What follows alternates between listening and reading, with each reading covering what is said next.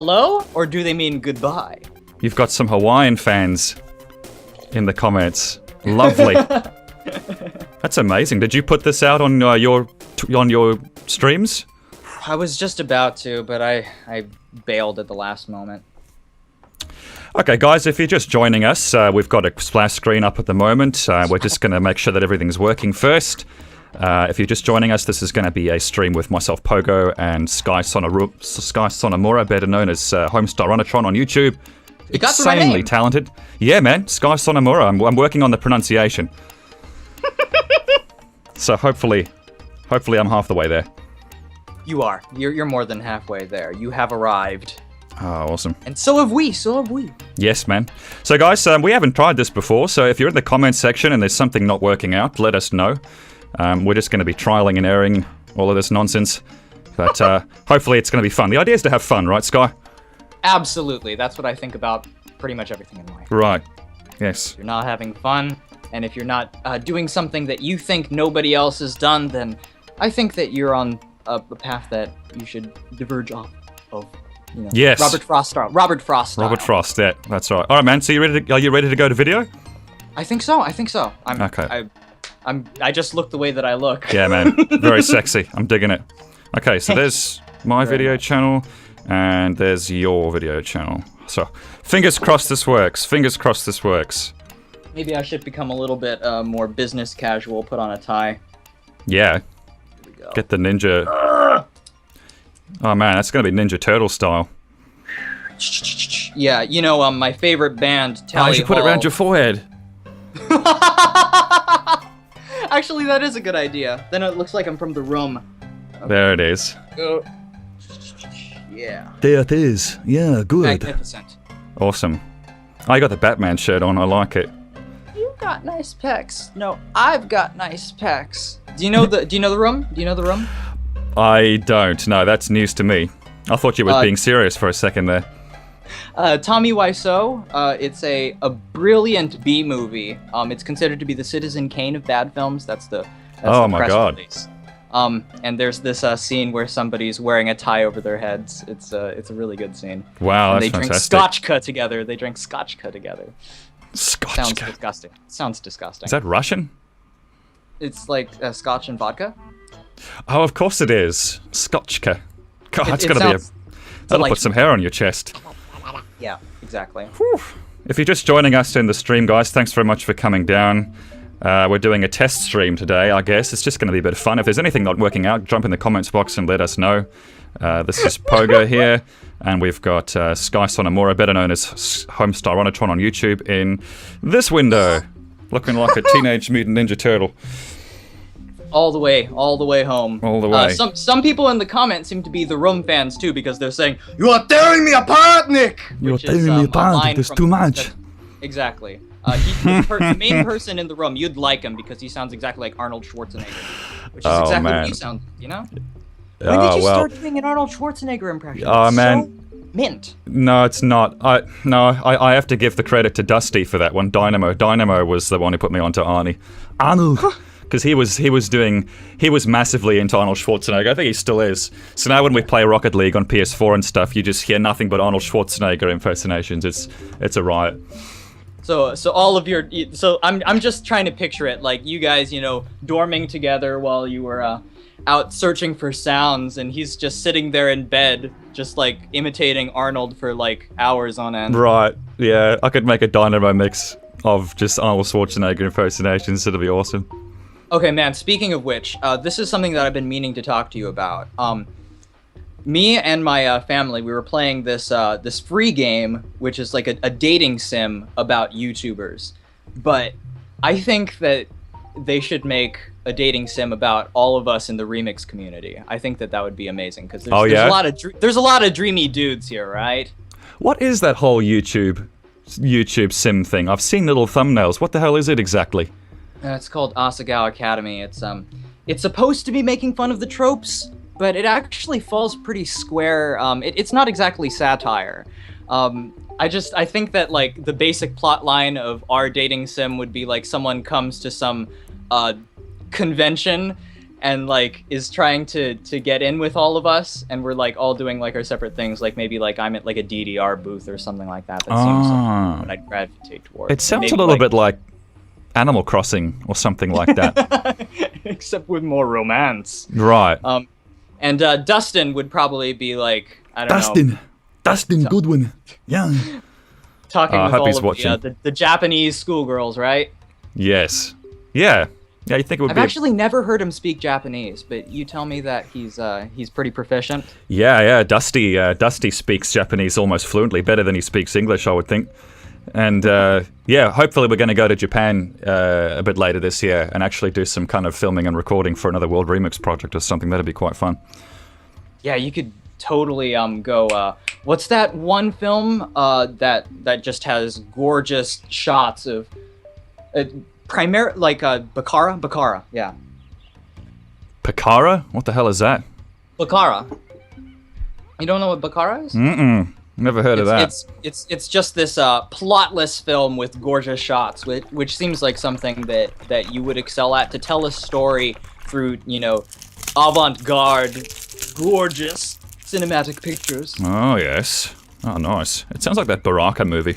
Remember Baraka, that film that was just like Koyana Squatsy?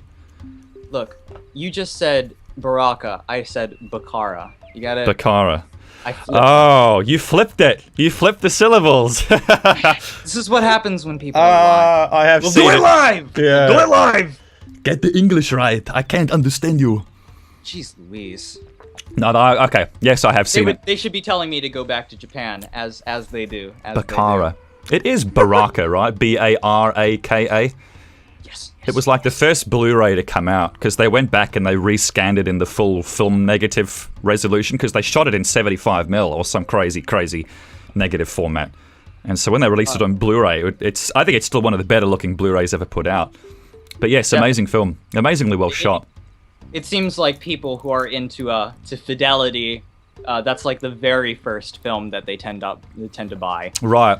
Are you going to get into the 4K thing when it comes out? I don't think that computers can even handle 4K. If yours can, you seem to have a better setup than me.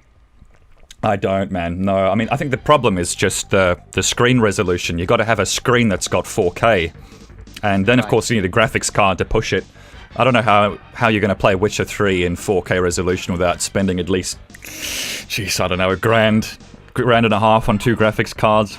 Maybe if I just like press my nose up against this laptop, it'll become HD. It'll become HD. No, I can see the pause now. Now I'm really wishing I had 4K. Look at my blackheads. Yeah. Now I know whether or not you brush your teeth. There are lots of wonderful people inside this chat right now. Yeah. I'm seeing comments from Pika B 2001, I believe is her name. She's been I think, one of your greatest fans throughout the years. Yeah, I respect and admire her great a bit. We got some awesome folks in the comment section. Thanks for coming down, guys. Feel free to ask some questions. A lot of people are asking about the music at the moment, and you said that you're playing some video games? I am. Video game? Yeah, if it gets annoying, guys, if it's too loud, just let me know. I can turn that stuff off. I just thought it would help to fun things up a bit. Turn it into more of a party. No, I mean, I've already got the tie over my head. I think we're having enough fun as it is. We're at that point. Once again, Right. we have arrived at the point, and now we're Be honest, jumping Skye. off. That's not just water, is it? It's Soylent Green. If we really want to get the party going, I went to GameStop. Uh-oh. What's this? And I bought something. I bought some Australian ginger beer from Oh my GameStop. god. You know how it goes, right? Have you tried that stuff before? Yes, I It is actually good, just right? tried it. Yes, my family is big into ginger ale, and this is amazing. Oh man, it is. And Bundaberg, they also do the apple ciders as well, and they did a Christmas one of the ginger beer where they chuck cloves into it, so it tastes like Christmas cake. So imagine liquefying Christmas cake and drinking it. It sounds a bit disgusting, but it's actually pretty nice. It had like cinnamon in it and stuff. Yeah, I mean, like I was telling you about eggnog, and you said that you'd never had eggnog before. It kind of drinking eggnog is also like drinking a Christmas tree in a weird way. Eggnog. What the hell? How would you describe the taste of eggnog exactly? It's like ice cream, Christmas, and just like whipped cream put together. It's like all of those things in one. Some people say it tastes like toothpaste, but I think those people are wrong, or they've been drinking bad eggnog. Bad eggnog. But if like just to think about like the polar opposite feelings about how the taste is, you know? Okay, right. So, yeah, just to give you guys a bit of information on the stream today. What time is it now? I've got 10:15 a.m. here in Perth, West Australia. Skye, what time is it there in Hawaii? It's 4:13. 4:13 p.m. Okay, and then in New York, you guys should have 10:15 at night. LA, I'm not sure what's going on there. There'll be some people in France who couldn't make the stream today because they're like right in the middle of that weird time zone. Unfortunately, we can't get everybody on at the same time.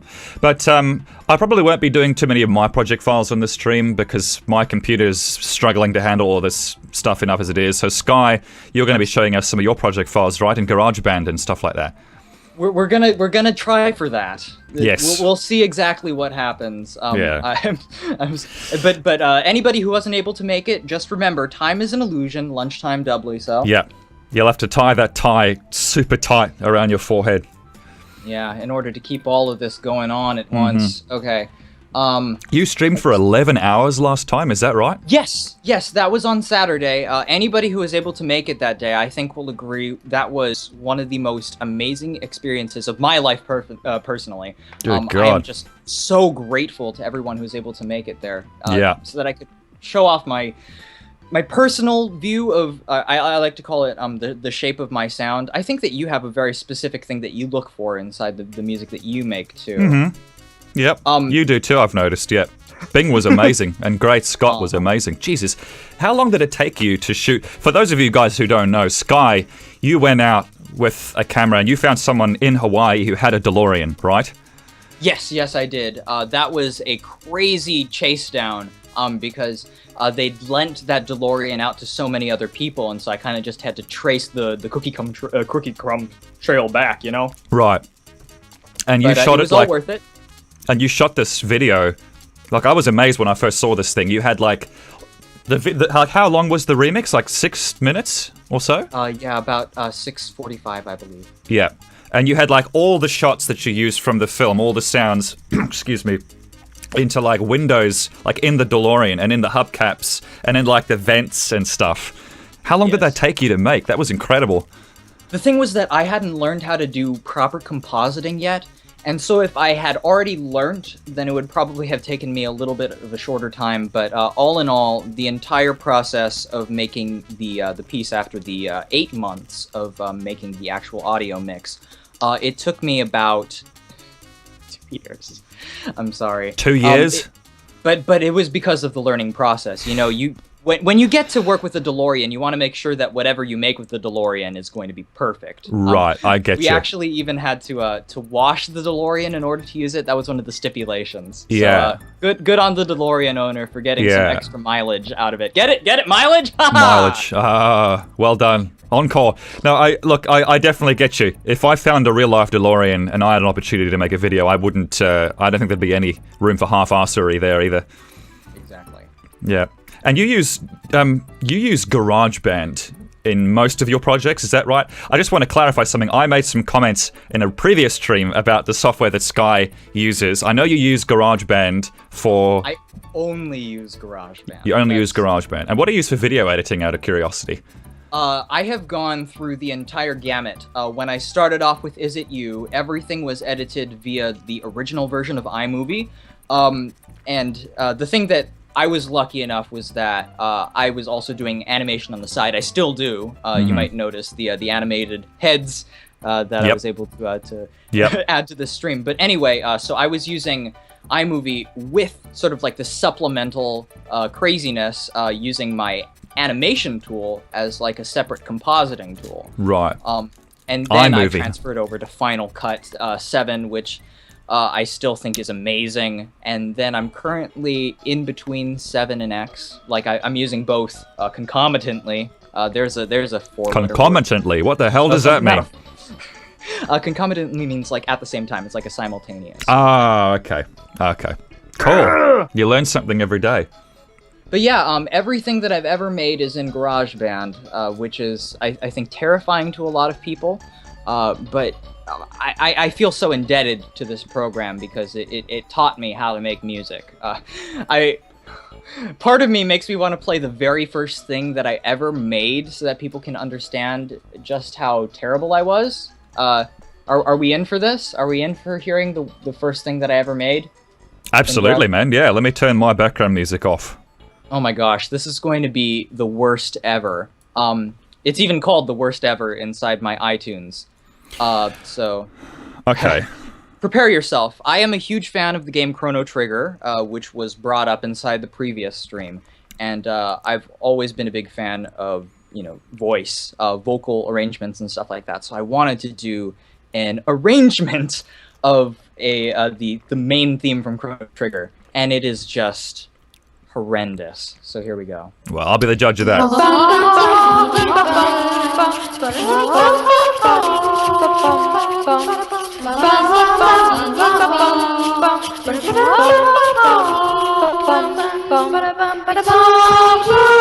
my gosh, there we go. There's the spike.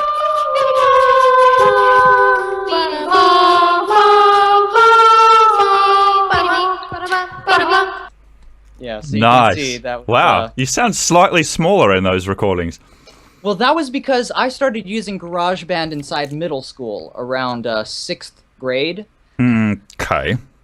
Yeah. Then we went on to things that sounded better. But, everybody has to start somewhere. I think that a lot of people get very discouraged when they realize that what they want to make and what they end up making is very different. But somewhere along the line, you start to form something amazing out of all of the steps that it's taken for you to get to where you are. Yeah. And so so that's how you get the shape, Right, yeah. I think you make your best stuff when you're not trying to make something amazing, right? Like when you're just focusing on loving what you're doing, right? Would you say that?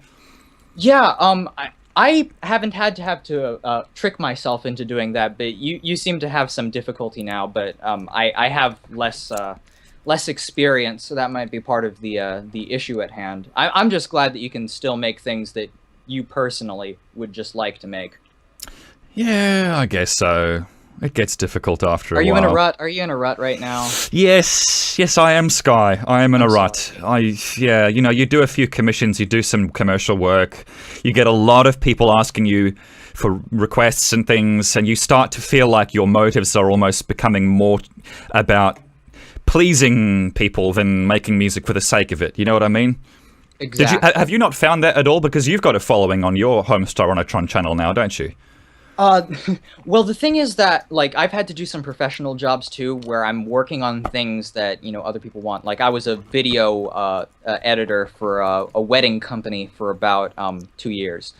And, I mean, I had to find a way to make it a passion project for myself. I found ways to make it things that I would like to watch, like very little tiny things, like using the kind of music that I would like to listen to, or paying very close attention to using it as like an experiment for color correction and stuff like that, for getting the colors just right. Because the thing that's good about these sort of commissions that people ask you to do is that you're kind of given a place to start. And then that gives you an opportunity to try to make something better out of it. Something that's down low, low key, actually something that you would enjoy. So have you ever made music for a client? Yeah, actually, very recently, I scored a short film. I was actually going to play some of the music from it so that you could to see my absolutely. Original music. So this was a commission you did? Yes, it was. It's called the short film is called Shipped Fresh, and you can find it online if you want. All right. I'm gonna go pull up my my desktop now. Please tell me if it's working. Yep, looking good. Okay, so So that's GarageBand. Yes, this is GarageBand here. Lauren Burt says, "Hey Nick and Skye, you guys are true inspirations from Louisiana." Lauren Burt, thank you very much, Lauren. Thank you, Lauren Burt. I have seen that avatar before. I remember thinking, why in the world are you covering your face? But I'm sure that you are wonderful and amazing, and don't feel shy. don't feel shy because No. I've already embarrassed myself for everybody on the entire internet. Yeah, you're not afraid to. You're not. Let's say you're not afraid to perform, Skye. Okay, so here we go. This is one of the tracks. It's called Gravity Normalization. I mean, I had Gravity no normalization. Sorry. I had no say in the plot line of this thing, and I just had to sort of work around it in order to make music that I would personally like to listen to.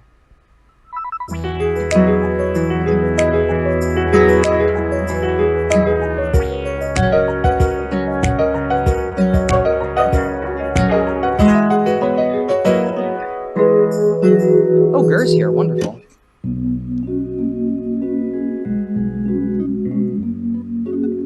So yeah, anyway, to break that down, we bought some small shakers, which I used recently in a video, and I just sort of was holding both of them in my hands, trying to shake them at the same time to make more of a fuller sound. Oh, okay. So that's not a GarageBand instrument. That's you playing the shaker. No, that's me actually playing two teeny tiny shakers, but trying to enrich them. And then we got some MIDI tambourine, which were sampled from an SNES game, I believe. And then we got some guitar that I was playing, some very elementary guitar. I was trying to get that sort of bossa nova beat. Oh yeah, I get you. And then when we put some of these percussion pieces together, we get, let's see, where is the hit? Yeah, we got some snap here.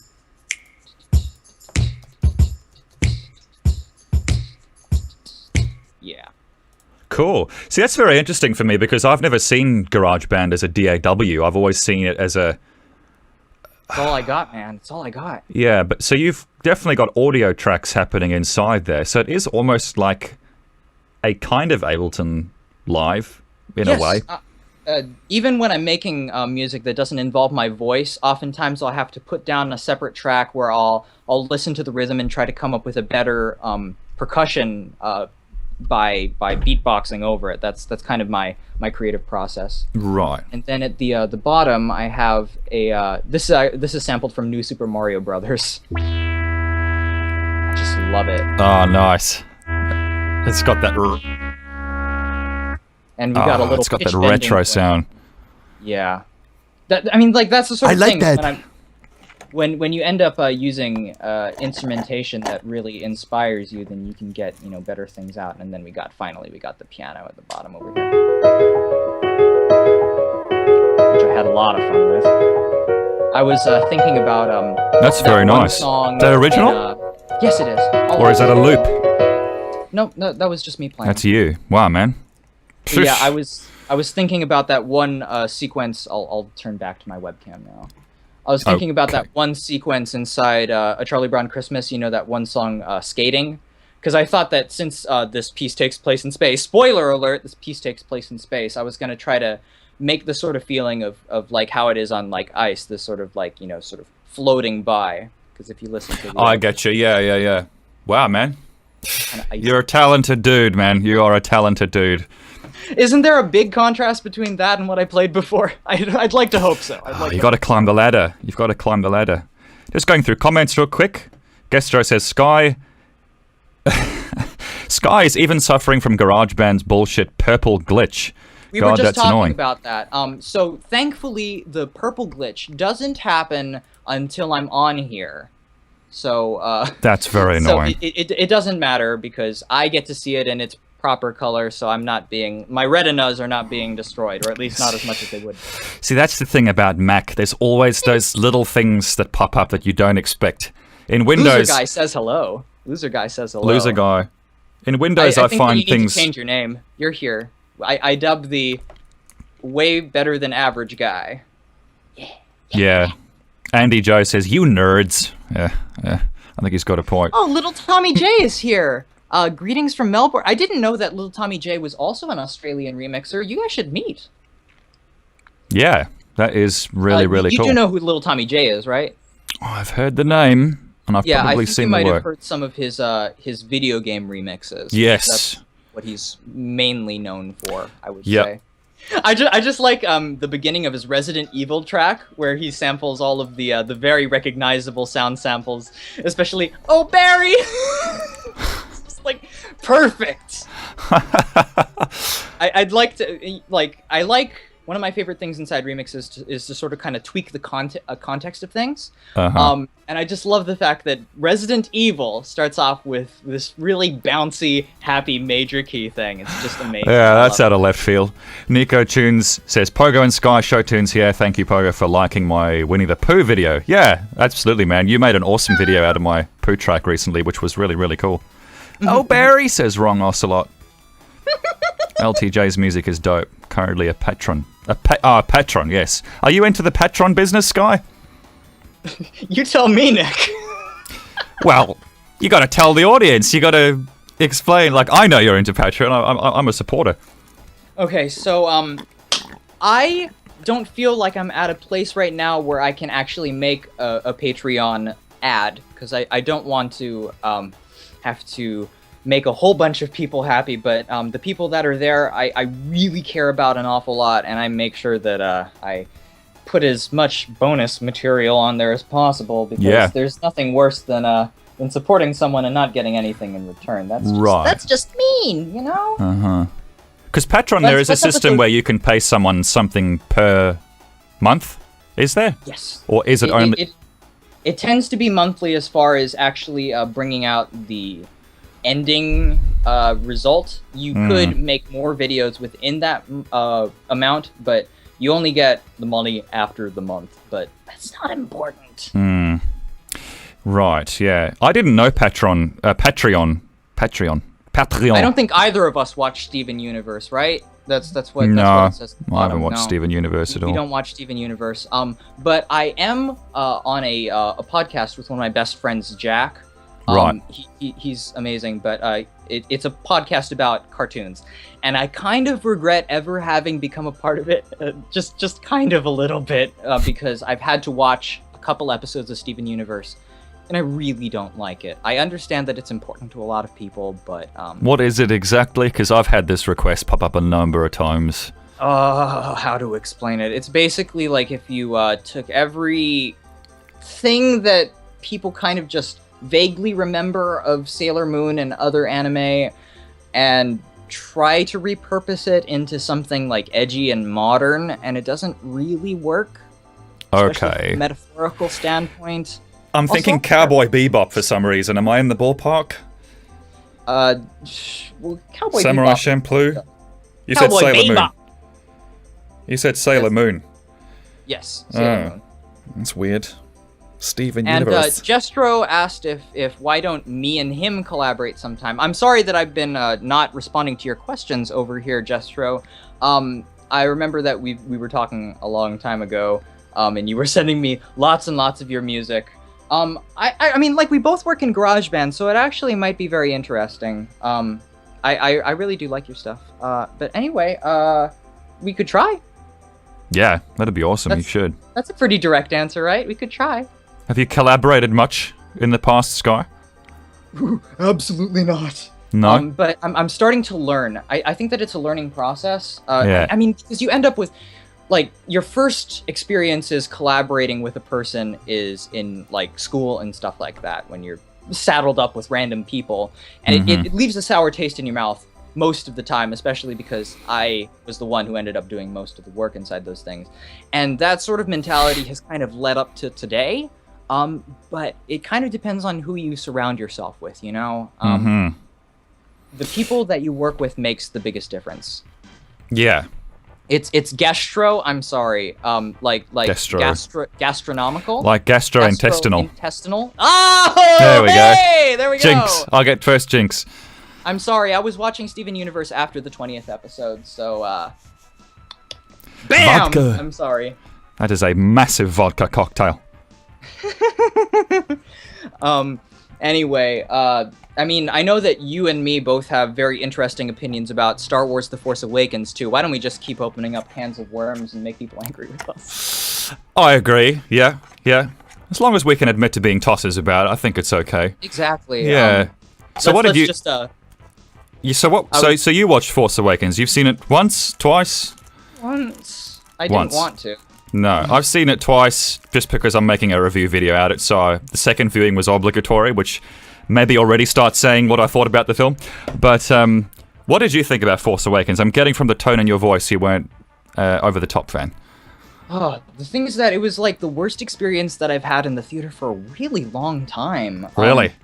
I tend to be actually pretty lenient about certain things, but then my biggest beef with anything, I feel like it's very easy to tell when something isn't a passion project. Yes. And that really came across in this. You could tell that the script had been just torn apart from like a bajillion drafts, you know, that had been done throughout the years while this was in talks. Yeah. And then they're like, you know, we'll take this, and then try to neatly spread it into the same structure of the original film. Yeah, I mean, you've basically got another Yoda, you've got another Death Star, you've got another father-son conflict, you've got another dream sequence back to childhood, right, like Luke Skywalker with seeing himself as Vader. You could tell this thing was kind of almost formulated to please as many people as possible, right? Yes. And the problem I have with it is not that, you know, because everything comes from a derivative place. It's just about what you bring in response to that, and also about trying to say something with all of those combined, you know, elements that you take from other things. It just really didn't seem like it had anything to say. And so I just kind of sat there and waited for it to have something to say. My favorite part is just Han Solo going, BEN! That's my favorite part. That's the best bit. That could have just been the whole trailer. I think so. Yeah, I guess what I didn't like about it was just I couldn't get into the characters too much, and when I can't get into the characters, I can't get into the story. Like in the case of Finn, the ex-stormtrooper.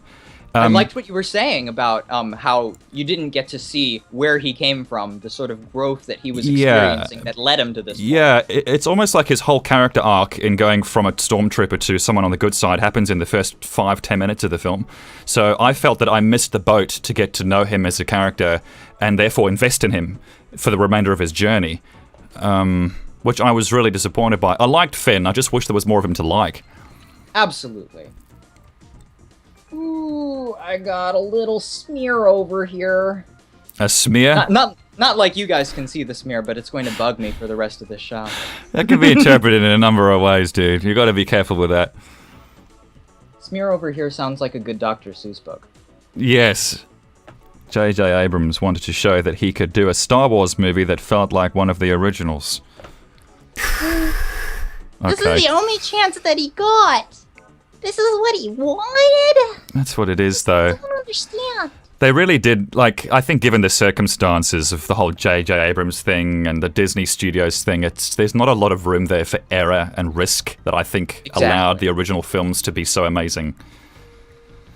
And of course, the thing is that I heard that a lot of what made Star Wars so amazing was pretty, like, it just happened due to a whole number of different factors, and that if it had been made, you know, exactly like George Lucas wanted to begin with, it wouldn't have had the impact that we wanted. Like, I heard that the editors were shout out to editors, but I heard that the editors were widely to be credited for what ended up happening to make it even palatable, you know? Right. But you've got to give the film some props, because they did actually do a lot of practical effects there, didn't they? They didn't just go all pixels.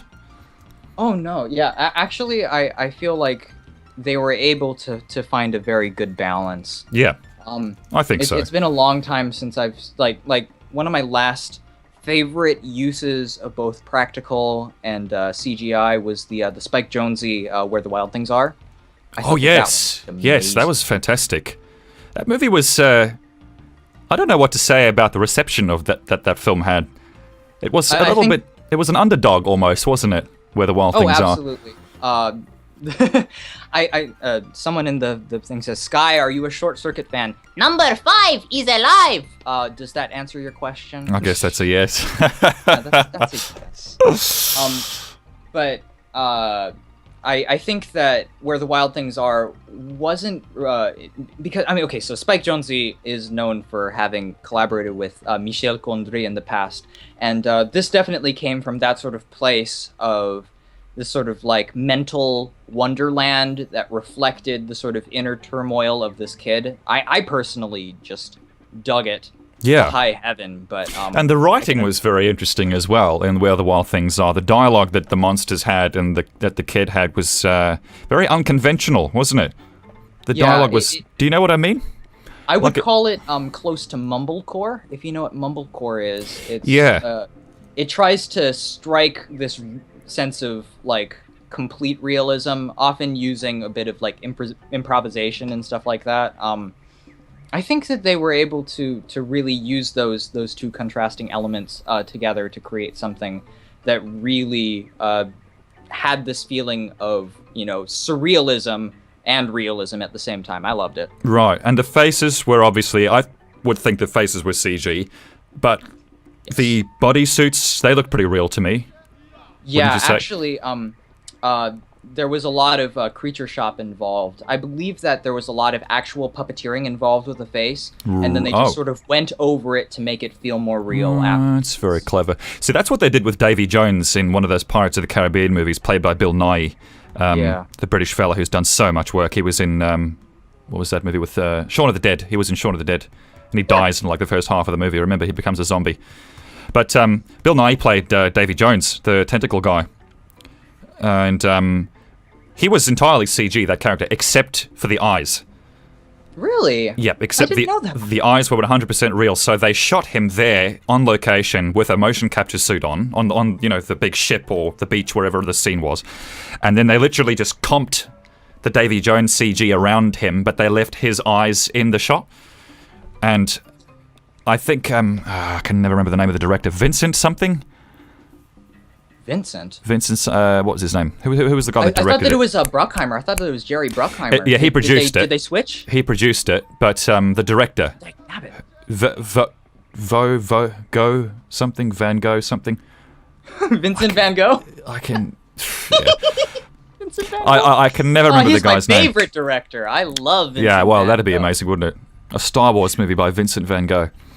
Somebody in the comments has a pretty cool question for you. Oh, sorry, asking about what your favorite Robin Williams movie is from the era of the 90s. I know that you have a big soft spot for Robin Williams, just like I did. Yeah, I kind of grew up with Robin Williams. Robin Williams was a father figure for me growing up when I was watching movies and TV all the time. Yeah. I don't know, it was... Hook comes to mind. Like, I know if they just didn't go down that road of marketing the crap out of it with, you know... Dustin Hoffman playing Hook and Robin Williams playing Peter Pan and that kid from Fresh Prince playing Rufio and who played... Oh yeah, you had... who played Smee? Got Bob Hoskins. Bob Hoskins. And then you had... and of course Dante Bosco was the other guy who played... Yeah, and who played Tinkerbell? Who was Tinkerbell, Skye? Tinkerbell was Eat, Pray, Love. An actress. Or the one who was in Pretty Woman. Yeah. Julia Roberts. Julia Roberts, yeah. If it didn't go down that road of, like, just exploiting the shit out of big celebrity names to get marketing value, I think it could have been... Well, I think apart from that, I really loved the film. I really loved Hook. Yeah. And I think it wouldn't have had the heart and soul it did if it wasn't for Robin Williams. Absolutely. Definitely. Actually, the trailers at the time seemed very mysterious, and maybe that was part of the other reason. I remember that there wasn't even any footage from the actual movie shown in the first they just had the big Hook thing with, like, the spark lights around it and stuff. Which, I mean, is cool, but I don't know early if 90s, that really that's ahead of its attracts the time. right audience. Also, there's people in the comments who helped you out with the director of the Pirates of the Caribbean, Gore Verbinski. Yeah, thanks for that. Who also directed one of my favorite animated films of the recent times, Rango. That's which I was really happy won the Oscar for Best Picture that year. I didn't know he did that. It's kind of like the Blazing Saddles of animation. Really? Oh my yeah, goodness. it's amazing. Gore Verbinski, he does good work. He did Pirates as well. He did The Ring, I think, as well. Was one of his first big pictures. Gore Verbinski, yeah, he did The Ring, and his first job in Hollywood was a visual effects supervisor. So I think that's why when you see Davy Jones in Pirates of the Caribbean, it looks so good, because Gore's just got those eyes. And if you watch the behind-the-scenes features of Pirates of the Caribbean, you can see him spending hours and hours over a Skype call with ILM saying, you know, put that hair over here, or make that eyelid more like this. Like, the guy very obviously knows exactly what he's doing with visual effects, and he's a really good director as well. So it's interesting to see how professions can kind of cross that way.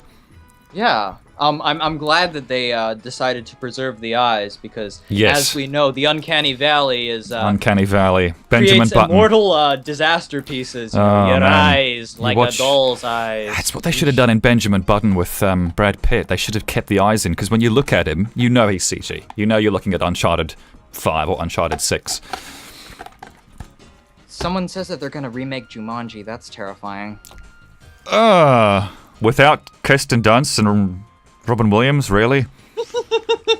It's going to be an interesting piece of garbage. They need to just come up with new stuff, you know, stop cashing in on stuff that's worked. Because the thing that made those things work was the originality of it. I think that a lot of people here don't know about your film background when you were going to school for that. Oh, SAE? Yes, SAE. Out With It. If you guys haven't watched Out With It, I think it's amazing. I know that he has reservations about it, but come on. I highly suggest it. Yeah, man, you know what it's like making student films. It's fun at the time. They say every filmmaker's got 10 bad films in him that you've got to just make and get out of the way, and then you start making good films. It seems to me like a pretty high number, though. Because who made that? Still have 9 to get through? Yeah, well, 8. I've got 8 to go through. Okay. Who did that Ex Machina movie? Ex Machina, whatever you pronounce it. I really should know that guy's name. Because that's his first feature, isn't it? Yes, it is. Yeah, so there you go. Yeah, so it really all depends, but hopefully you don't peak at your first time. I was talking with someone recently about Luc Besson, and we think that, you know, because he made The Fifth Element and stuff like that, and then afterwards started making things like excuse me. Arthur and the Invisibles. Have you ever watched Arthur and the Invisibles? No. Is it a good thing I haven't seen it? Yeah, I mean, since we're talking about realism and good visual effects, Arthur and the Invisibles is kind of like the opposite, and has this really creepy storyline about Freddie Highmore, who at the time was like, I don't know, 12 or something, and he ends up falling in love, and vice versa, with Madonna? Oh my god. He plays like a 5,000-year-old immortal fairy. It's creepy. It's creepy. Okay. That reminds me of, nope, can't remember it. Never mind. But yeah, I mean, like, I know that you and I were both trying to come up with some original ideas recently within the Half-Life universe. Half-Life thing. Yeah, that's right. I Skyped you. Yeah, I Skyped you a while ago before I moved, quite a while before I moved, and I sent you the Half-Life thing that I did, that video, the visual effects test reel. And I said to you, man, can we come up with a script, like a short 5-10 minute script for another, like, bigger version of this video? And we came up with some really good ideas, actually.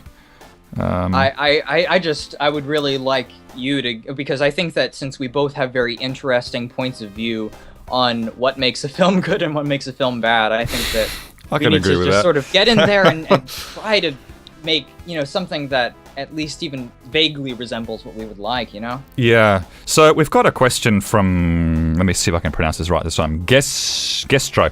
He says, Skye, would you go through some of your old scrapped works or show everyone else the huge projects that Bing is made of? Okay, I can totally do that. Also, I think that someone else has a really good question here. Carlos Gluvin, who is going to his grandparents soon and wants to know what sort of movies he should download before going there. Some movies that I personally have really enjoyed recently are The Final Girls, which I think is one of the most amazing comedies ever made. It also has a great amount of heart. Have you heard about The Final Girls? I haven't, no. Okay, just really quickly, the basic quote that they've been using a lot to advertise this film is it's the feel-good horror film of the decade. How do you get a feel-good horror film? You need to watch it to see. I don't want to spoil anything, but anyway, that's brilliant. Some unbelievable cinematography in that. Really? I recently watched 10 Cloverfield Lane, and I thought it was amazing. That's not related to the Cloverfield movie in any way, is it? It is. Oh, okay. Good? Yeah. Same it's style? Okay, so you're going to be happy because it is half written by Damien Chazelle, who wrote Whiplash. Wow. Okay. I've got to see this now. The thing that's so great about 10 Cloverfield Lane is the fact that it takes one of the strengths from Whiplash was that it only had, like, you know, it was just Fletcher and Marcus, right? It was basically just them, and then all the other characters just played very tiny roles, so you really got invested in those two characters. 10 Cloverfield Lane really pushes that to the limit because there are literally only 3 people throughout a great 90% of the film. Just 3. Wow, okay. And yeah, in the first Cloverfield, it was more of an ensemble. Yeah, no, but this is like... It takes place around the exact same time, and some people are trapped inside this weird bunker with this man that we're not really sure if we should trust or not. It's amazing. So it's Any better thoughts than... on the film Coraline? Oh my gosh. Coraline is one of the greatest films I've ever watched. And really good music by They Might Be Giants too in it. Yeah, and Bruno Collet. I believe that's his name. Coraline. Have you seen that one? I saw it years ago. My ex-girlfriend made me watch it. Okay. I don't dislike it. I just don't... To be honest, I don't really understand what people go crazy about it for. You'll have to explain it to me. I think it has to do with... Well, first off, it just has this amazing atmosphere to it that I don't think that any film has really gotten. Especially if you've read the book. There's things that are described inside Neil Gaiman's world that seem almost indescribable, but they were able to put it on screen. Uh-huh. Was it 3D animated or stop motion? It was completely stop motion. Right. Because Wesley amazing. Whiteside in the comments says here, Coraline has the best 3D I've ever seen. Maybe you mean 3D vision. It was shot with 3D cameras. Right, so you yes, could watch it in a 3D of course. Then, of course, you need a 3D TV. So, anyway, I am going to go through some of my old stuff. Cool. Let me mute this music. I have here a Goofy movie remix that I had started, because Goofy is one of my favorite movies ever made. So this was made like right after Great Scott. Anyway, I guess I should just start it from the beginning. It has some like very temporary percussion going on that's sampled from the On the Open Road segment. Yes! She said yes! Everybody mambo!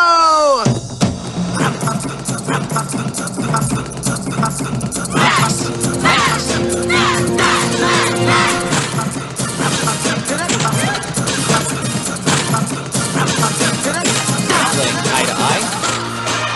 She looked like Kruel anymore. Remember her right. Baby, more.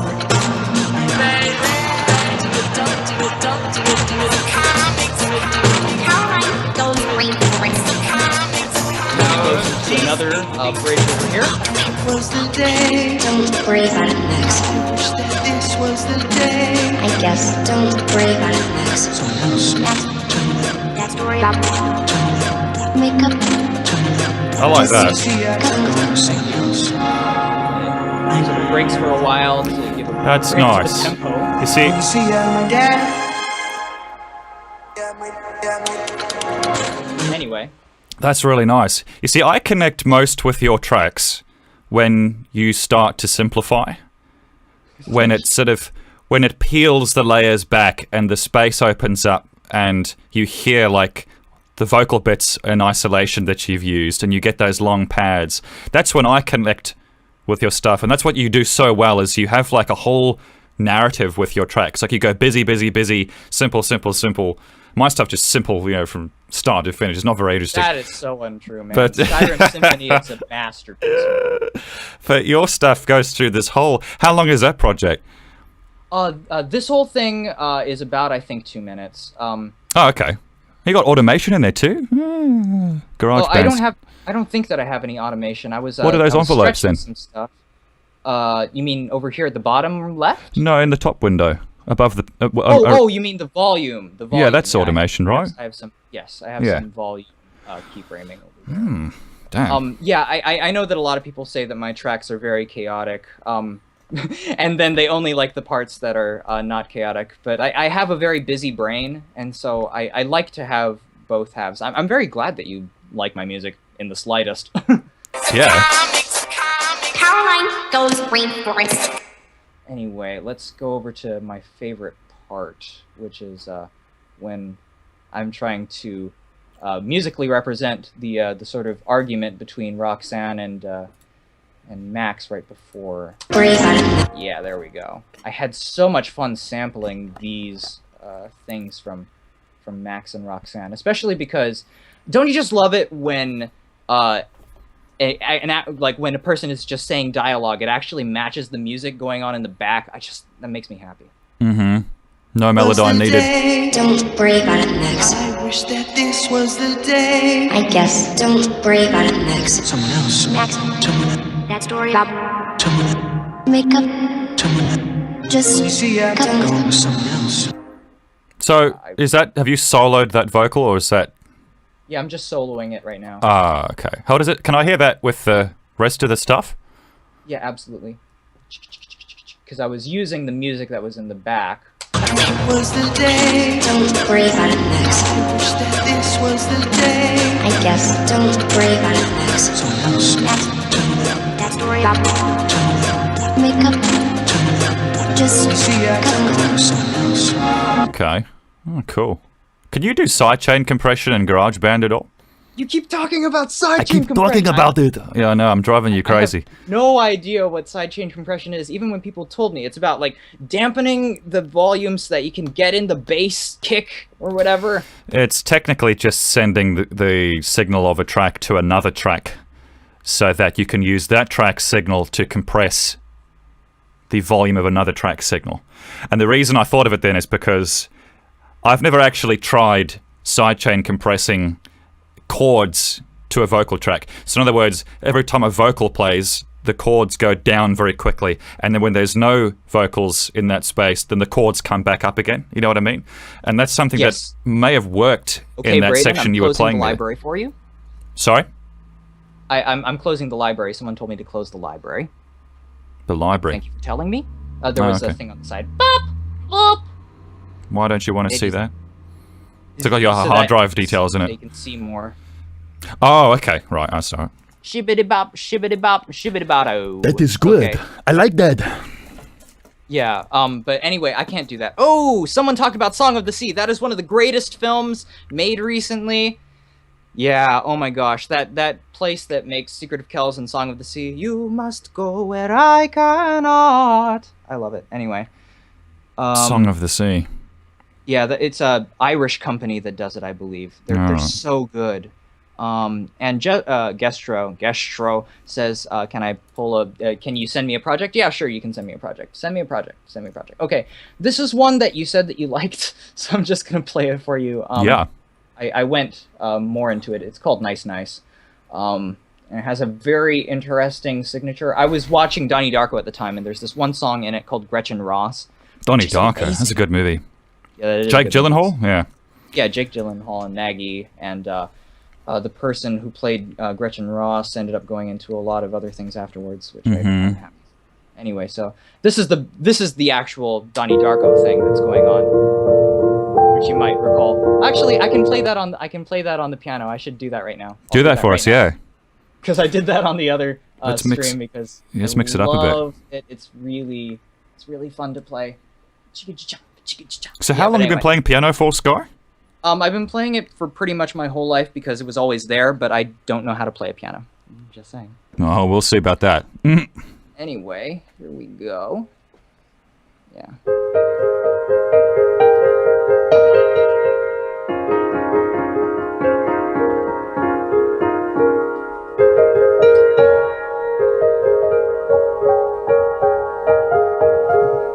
Anyway, Wow, so there that's we great. go. It's a little bit of Gretchen Ross there for you with Very a bit of one nice. of my other songs. Oh, man. I want you to learn how to play the original Batman animated theme. Oh, I'd love to. Yeah, Yes. that's one of my favorite Oh, themes, yeah. songs ever. Brilliant. Best visuals. doobity-dop, ba-doobity-bop. Yeah, Everyone's saying that your Arnold Schwarzenegger impression is amazing. You have to accept it. No, And yes, I am the same guy from the Upular video. Yes, that's I haven't right. aged at all. I forgot to mention it. Yeah, if you've just joined us, guys, we've got Pogo and myself here as Homestar on the other end of Skype, and for those of you who saw the whole Upular release, you may remember a video of this crazy cat dancing in front of it in a separate video, and that was this gentleman right here, none other than Skye Sonomura. So yeah, thanks for coming on the stream, man. I enjoy it. Okay, here we're gonna go through what I ended up doing with the Gretchen Ross loop. So here's all the pieces together. Looks perfect. That's not bad.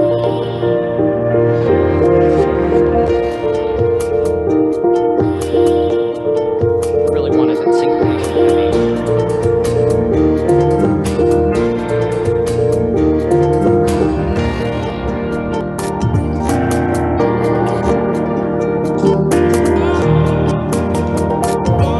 That's nice.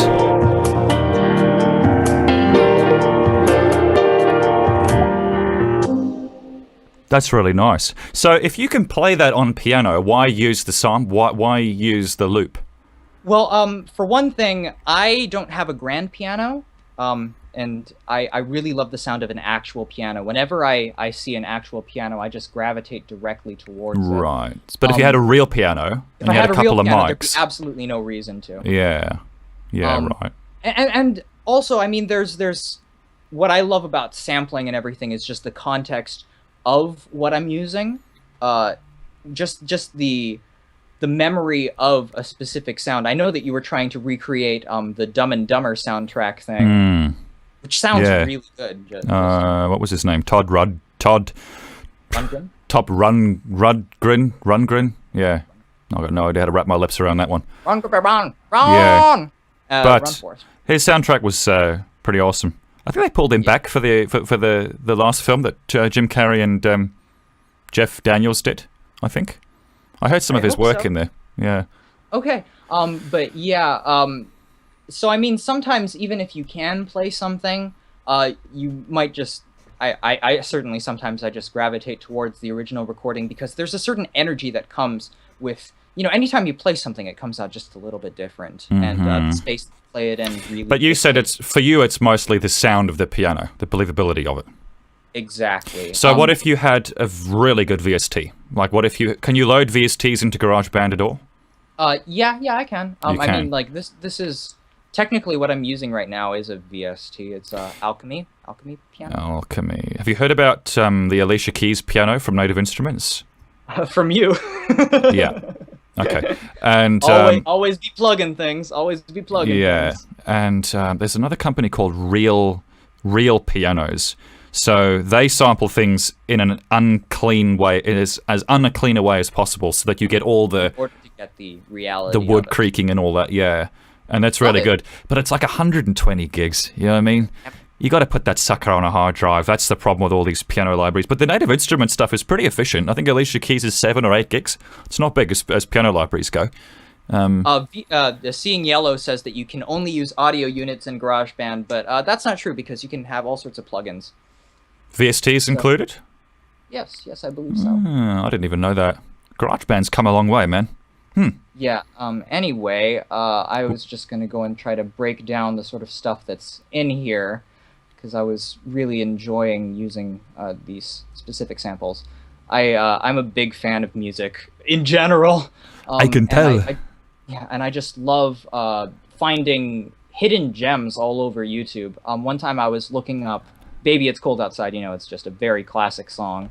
And I ended up finding a completely new song by some college student under the same name, and her original music was amazing, and so I just had to sample it in here, and you can hear parts of it underneath this. Okay, not there. I believe that it would be like, there we go. That What's sort of that? stuff.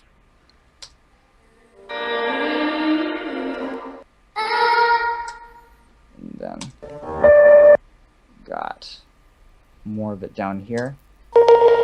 Nope, that's not Where is it that either. from, did you say? It is from Ariel Strasser is her name. Ariel Strasser. She's amazing. I love her entire album called Crooked Line. But anyway.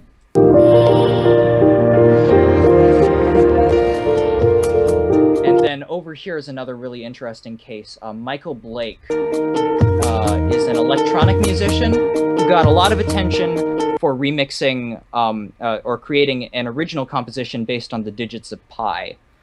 And he does this sort of side project called Quebec Antique. And he recorded this song called Right as Rain. It has this sort of amazing quality to it, using ukulele as sort of like the basic melody, and then just like this crazy electronic bass going on in the background. I wanted to use that really badly. So that's keeping it steady. Oh, that's quite clever. Everything else was crazy. And this is from The Lake House, which is a movie that nobody likes, but I love it. Okay. Yeah, Okay. it's called I Can't Seem to Make You Mine. It's a fantastic song. So to what extent can you EQ each one of these tracks? You can EQ them as much as you want. Here they are. And you said you can load VSTs onto those tracks. Yes, I believe So you could, in theory, get something like FabFilter Pro Q2 into this. Yeah. I don't like buying things. Okay, Zachary Jones thinks that The Lake House is good. Thank goodness. It's based off of a Chinese film, I believe, that a lot of people like better, but you could tell that the person making it had like an amazing soundtrack in mind, because every song in that is just perfect. Someone asks, what are all these random noises you keep making? It's just part of the general experience. Right. It's part of the Come along sky with this. sphere. And then these things over here. Yeah, there's some more of the that's some more of the Right as Rain from Michael Blake over there. And that's Diane Birch, who's another one of my favorite musicians that I stumbled across accidentally. I was in class during homeroom, and someone had put on MTV. And of course, everybody knows nowadays, if you want to listen to music, you don't go on MTV. Nah, not anymore. Not anymore. But anyway, Those days are over. Yeah, it just so happened in between, we got the hotel, motel, Holiday Inn, and like Shakira Werewolf, you know, that sort of stuff. Right. Right in between those two things, I just hear out of the blue this amazing, like, dusty brass 70s sound. Like it's as if Carole King suddenly became Carole reborn King. again from the ashes. And it's this woman named Diane Birch. Okay. And Yeah, so Carole she did King this- put out some bangers back in the day, didn't she? Oh, Carole King is one of my heroes, I swear. She was good. What's that track she did that I can't find on Spotify? It's like the one track of hers. City Streets, it was called? City Streets by Carole King. City Streets. Yeah. That sounds... It's like one of the tracks that I think it's one of my favorites of hers. Unless I got the wrong artist. Someone else. I love So Far Away, man. Doesn't anybody stay in one place anymore? That's a good song. I'm not sure I've heard that one actually. Ron Colastar says, Pogo, what samples were used in Dancing on Blades? Who's the woman speaking? I think the girl's voice is... Gestro, I can't look at your thing right now. I'll look at it later. I'm sorry. Gestro, are you wearing your tie? He just told me that I need to pull up his file, and I can't get on Skype right. I mean, I'm doing this. Yeah, not really. I think we're a little bit busy. Oh, God. No, the girl's voice in Dancing on Blades is the little girl from Hook, I think. I figured. Yeah. What was her name again? Is Girl it Molly? or something. No. What was her That's name? from Pokemon 2000. Because I know that it's Jack, and I thought that it was Molly. The other one, you know, Pokemon run home, 2000. Jack! Run home, Jack! They're bringing out, yeah. They're bringing out new Pokemon games soon, aren't they? Heart Gold or something. What is it? Moon and Sun. Okay, somebody asked us what inspired you to make music. Who should go first? You're my guest, Skye. Proceed. Okay. Oh, thank you for being so gracious to me. Basically, I grew up and I still am currently growing up in an extremely musical family. My grandfather was a choir teacher and a piano teacher all of his life. Even after he, retired, technically retired, he was the inspiration for a whole lot of people. Like, it's amazing just how many people we meet on a regular basis who have had him as a piano teacher. So anyway, on that side, we have a lot of things. And then my mom and my dad both were singer-songwriters. That's how they met. It was a very interesting story. Right. And growing up listening to their amazing, extremely profound music affected me. And even though they personally decided against making me take lessons and stuff like that, or making anyone in our family force them to do anything musical, they decided we will give them free rein to use anything that we have on hand. And I just was so gung-ho about it from a very early age. And so how many instruments can you play?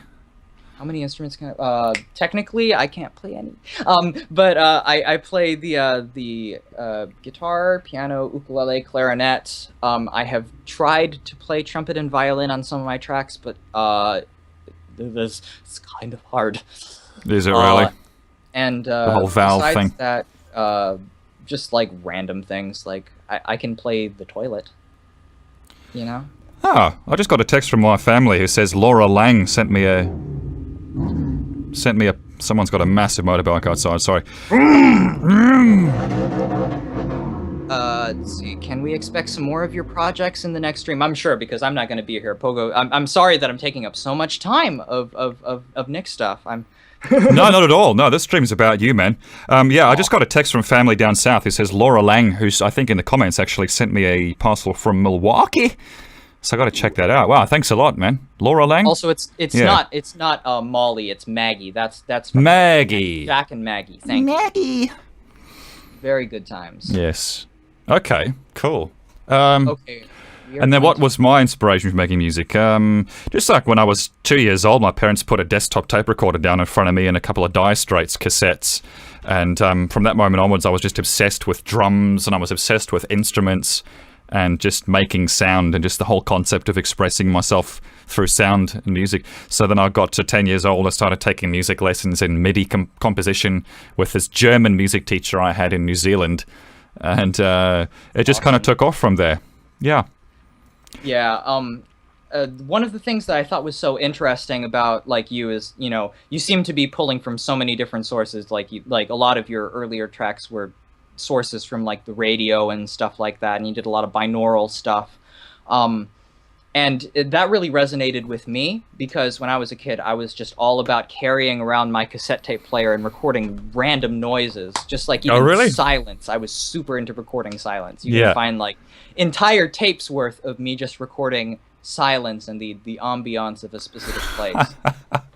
And then when and then when I started to be able to record audio from, you know, like on my computer, like there's just entire folders worth of just like tiny little snippets of what I ended up using inside my remixes after having been exposed to your work. Right. Okay. And what about that toilet thing? It's because I've used a toilet as an instrument inside my stuff. I've also used water as an instrument inside one of my things. If you would like me to show you what I mean, I can pull up a song that I used water in.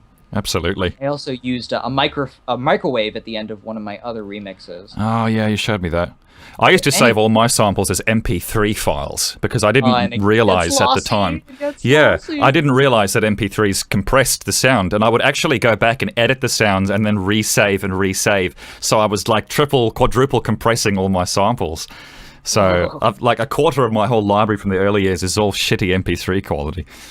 And still, you want to use them, correct? Of course, yes. Yeah, I What's mean, left of them? It's the context. The context and the memories of those things cannot be, you know, falsified. Right, yeah. Which I think is the amazing part about our connection to sound. Anyway, so I wrote this song called Scissors for Your Feet, which is about my fear of skating. Because I oh yeah, I have difficulty skating. Ice skating, really? interesting experience whenever I try to get out there.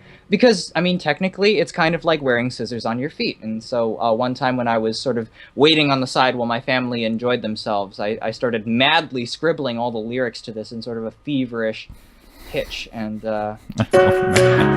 anyway, I believe that the... Okay, so over here, for percussion, I'm using a faucet stream. I'm turning it off and on, sort of like a cymbal. Oh, yeah, interesting. Okay.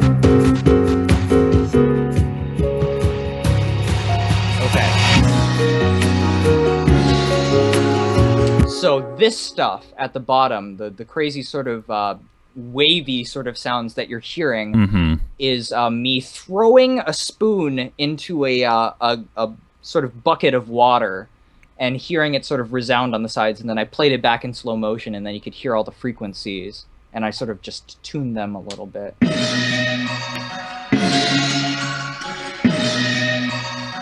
And then, really? Yeah. Because you get the dong, because it was like a metal sort of bucket. Oh, okay, right, yes. You get the sort of dong, digga, da, da, da. And then I have it sort of echoing on the right channel, so it goes. Right. I'm not sure if we have stereo from you today, Skye. I think we're just getting a mono stream through Skype. Mix in mono. Mix in mono. Yeah, there you go. There's another reason. Okay, but anyway, so... And then at the top, the sort of hit that you're hearing is me throwing a bucket into a tub. With that massive reverb. Yeah. And then this is me shaking a Morton salt, because I didn't have my little tiny shakers at the time. And then these sort of hi-hat things were me pushing against an air pump. So I mean, like, you get your ideas from all sorts of... Oh, cool. You got a little drum roll with it. Yeah. That's cool. Glenn D says, FLAC for the masters is still the way to go. Why not just use Wave or AIF? Because that's actually lossless. Yes. But like, I mean, as we were talking about 4K, I don't think that many computers have enough space to allow for the amount of FLAC that I would like to have on my computer that I have at the moment in, you know, like Wave format. You know? But isn't FLAC smaller than lossless? Is it? Is it? It should be, because it's compressed, isn't it? I heard that it's like even less compressed than Wave, but maybe I'm wrong. I've got no idea now. Because it feels like it takes up so much more room than a Wave. Right. Question in the comment box from Zachary Jones. Skye, what kind of field recorder do you use, if any? I just like to take my whole microphone and like laptop out into a field. Oh my god. One time I was making a short film that had this sort of like really evil sort of like overlord character, and I really wanted this like crazy sounding, you know, like scream that sort of like echoed out. And so I went out into the middle of the field at my college campus and just waited for as many people to dissipate as possible, and then just busted no background out. noise. And it worked perfectly. And Lexa Mundos asks you, how do you come up with using objects to make music? It's very creative and sounds amazing. Oh, thank you so much. I think it just comes from playing around. I mean, like oftentimes if I'm just like waiting around, I'll just start smacking things, you know? Are you the same way, Nick? Yeah, it's just what sounds good, really. Like I think you and I look for sounds in a similar way. Like I got sent sounds recently from a client of someone smacking a concrete banister. Yeah. And, well, it doesn't really sound like anything. It just sounds like... Right, and that's you know, nothing. just hitting plastic or whatever. So I look for sound that makes its own little echo chamber, like a pottery pot or a bucket like you were using in your thing. Yeah. Oh, you recognized that it was a bucket. I didn't even say that. Aw, no, you did. So thoughtful. You said something was a bucket in that track. Okay, you said played. something. Okay, but then there's a bass sign that's like a bucket. Okay. Oh, that's very clever. Wrong Ocelot asks, is Massive the way to go or Valhalla? Well, Massive is obviously a synthesizer, and Valhalla. is a reverb unit. Yeah, Valhalla. Valhalla. Yes, $50 for an amazing reverb. It's She's, you pay $1,000 for the lexicon pack, so Valhalla's the way to go. So yeah, Massive's an amazing synth. Bo Jimenez is saying mean things about my stream. Of course I'm he sorry. is. I'm so sorry. Haters gonna hate, man. Haters gonna hate. I'm sorry that I'm not like Nick. I can't be Nick, so why pretend to be? What is he saying? Okay, I'm going to pull up another thing that I really haven't shown to anybody before. Sky's balancing his laptop and Mike stumbling over branches while Nick has the 702. I mean, it's true. The laptop thing is so much more fun, though, I have to say. Mm-hmm. Pogo, I'm for it. anywhere where we can see the swashbuckle video, and do you think that's Live one of your videos. best tracks? No, it's not one of my best tracks. I thought it was when I made it years ago, but I've made better stuff since then. I'd want to go back and remaster it, I think, if I was going to re-release it. Which I think, if I did remake it to a great enough extent, I might get away with being able to republish it without breaching contract or anything like that. So we'll see. Anyway, you got a project file here, Sky. Oh yeah, okay. Somebody just said, how come all your sources work well with the right ideas? I think that both of us are completely trial and error.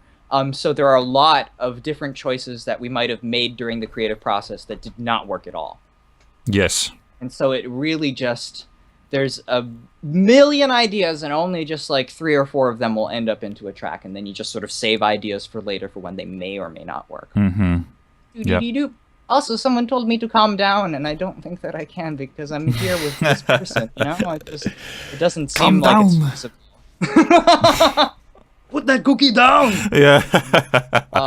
Cookies? So what project is this? I was given a couple days to play around with one of my mom's friends' harps. It was this gigantic harp, and I was just so jazzed to be able to have goodness. it. So I just filmed myself continuously for like an hour playing around, and I sort of created this semi-cover of a song that I really like called Save Me. Anyway, let's...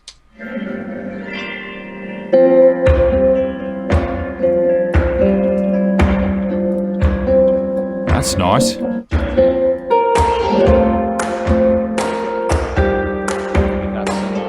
So that's you playing on the harp.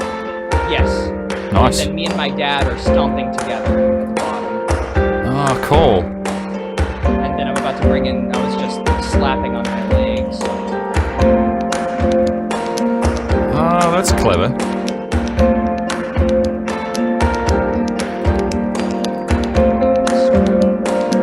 So I layered a lot of different things together in order to sort of get kind of That's like a very harp cool. orchestra. It's very textural. It's very real. Thank you. A few comments that we've got here from folks. Laura Lang says, Nick, did you ever get past that elephant part in the Far Cry game? No, I put the controller down because I got so annoyed with it. It's like playing Uncharted and then suddenly you got to play chess for an hour. It's just, what is going on? Lex Mundo says, what's with the tie on Sky's head? It really complements his Batman shirt. It was a random choice, but it's inspired by The Room and also by my favorite band, Tally Hall, who were inspired in turn by the Teenage Mutant Ninja Turtles. Right. So every band member has a different colored tie. Yeah, and then one more comment we've got from Bu Jimenez. If you can afford it, Altiverb, their verb plugin is the way to go. I've used Altiverb stuff in the past. It's mostly convolution-based reverb from my memory, but it is very CPU intensive from what I recall. It's very, very demanding on the old CPU. Valhalla stuff is so efficient and it sounds so nice, but if you're into convolution reverb, which is basically... Do you know what convolution reverb is, Sky? I absolutely do not, but I believe that I've used it on occasion. It was just like a thing that's in Adobe Audition. I was like, okay, I'll use it. Convolution is like taking almost like a sonic photograph of an environment and then using that sort of profile to apply reverb of that environment to your sound in GarageBand or whatever. So you record, like the best way to do it is to record a sine wave sweep through a speaker in the environment that you want to capture the reverb of, and then you run that through a software program and it creates a convolution profile out of that recording. So now you can use a very realistic sounding reverb of that room that you were in for your recordings. That's really cool. Yeah, convolution reverb. I think Altiverb pretty much took ownership of that whole thing. So that, yeah, Altiverb is very good. Anyway. Adding a level of realism. It's kind of like when you put in the like the 3D tracker information, except in like in audio sort of. Right. Yeah, because a digital reverb always kind of sounds like a digital reverb, doesn't it? Even if it's a lexicon. But you know, we've grown to, it's kind of like synthesizers and stuff like that. We've grown to love the sound of the artificial things that we've created. They just happen to be different. Hmm. That's what we got going on for the bottom half of there. I'm just going to start layering things on top. It's starting around here. So it's interesting stuff. So that's the harp that... Whose harp did you say it was? It was my mom's friend. Gosh, it sounds really nice. It was so much fun to play. Okay, so anyway, let's just go more towards the end where I just started to freestyle and I created kind of like a new verse. One of these... I like that. Play that again? Yeah, here.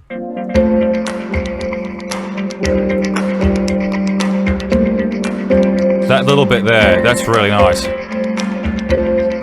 God, my teeth look like chiclets, I swear to God. Okay, so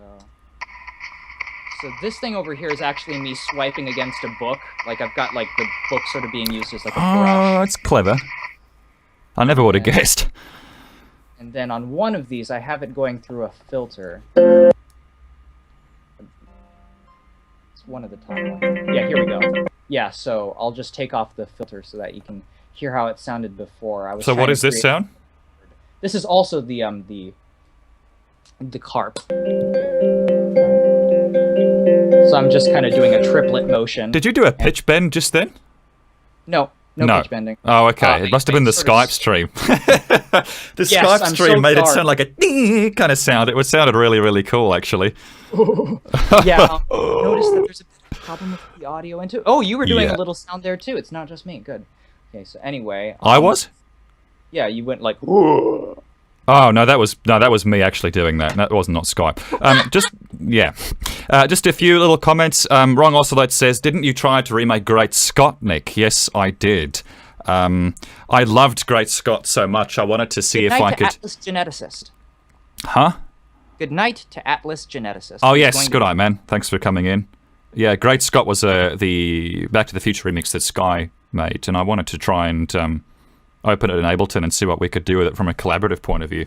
So I did try, but I've lost the project files. I've got no idea where they've gone, which is really, really annoying. I can give it to you. Yeah. Greasy Broccoli says, "What is your favorite song you made?" Skye, that's a question for you. What? The favorite song that I've personally made is just always the one that I'm working on currently. That's the way that I work. Right, because that's the best that you can do at this point in time, right?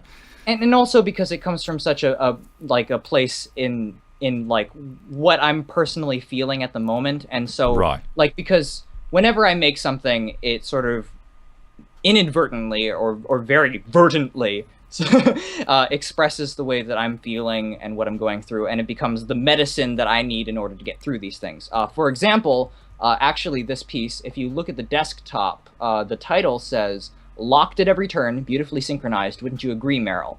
Which is a line from The Truman Show, which is a movie that I Oh, like. okay.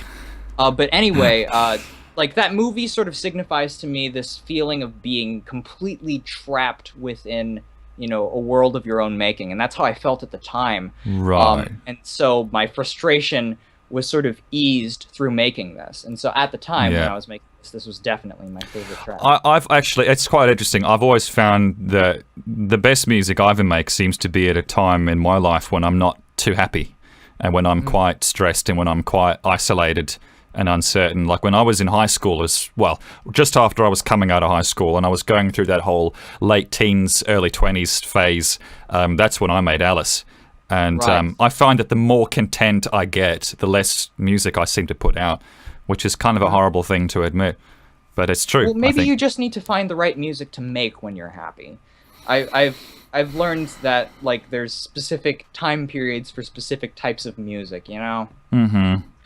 It's like an escape, I suppose, for me making music. And when there's nothing to escape from, I guess that's kind of my point, is where does the music come from in that case? It comes from expressing like the place that you're currently in, perhaps. More questions we've got. Are you ever going to release a sample pack with bits and stuff? This was for me. I probably... I have done that in the past. You have done that, right? Do you not take issue with someone kind of using it and then putting it onto the radio and it becomes Billboard 1 and it's like, well, actually, that's my work, dude? Well, I mean, the thing is that I think that we as remixers need to be sort of champions of this new sort of way of forming ideas, and the fact that, you know, we're all going to be gleaning information off of Derivative. each other. I mean, like, I would mainly just be humbled. And I mean, if my pieces don't end up at the same place that theirs, either it was by my own making, like I didn't want it, or because I just didn't make it good enough. I mean, if they use little isolated samples that you happen to find and they reorganize them, that's okay. I don't see an issue with that. But let's say it's your entire vocal sequence from Great Scott. You know what I mean? Everyone is saying that they don't know who I am, and then I was expecting this. Who Thank cares? you for having me on. Who cares?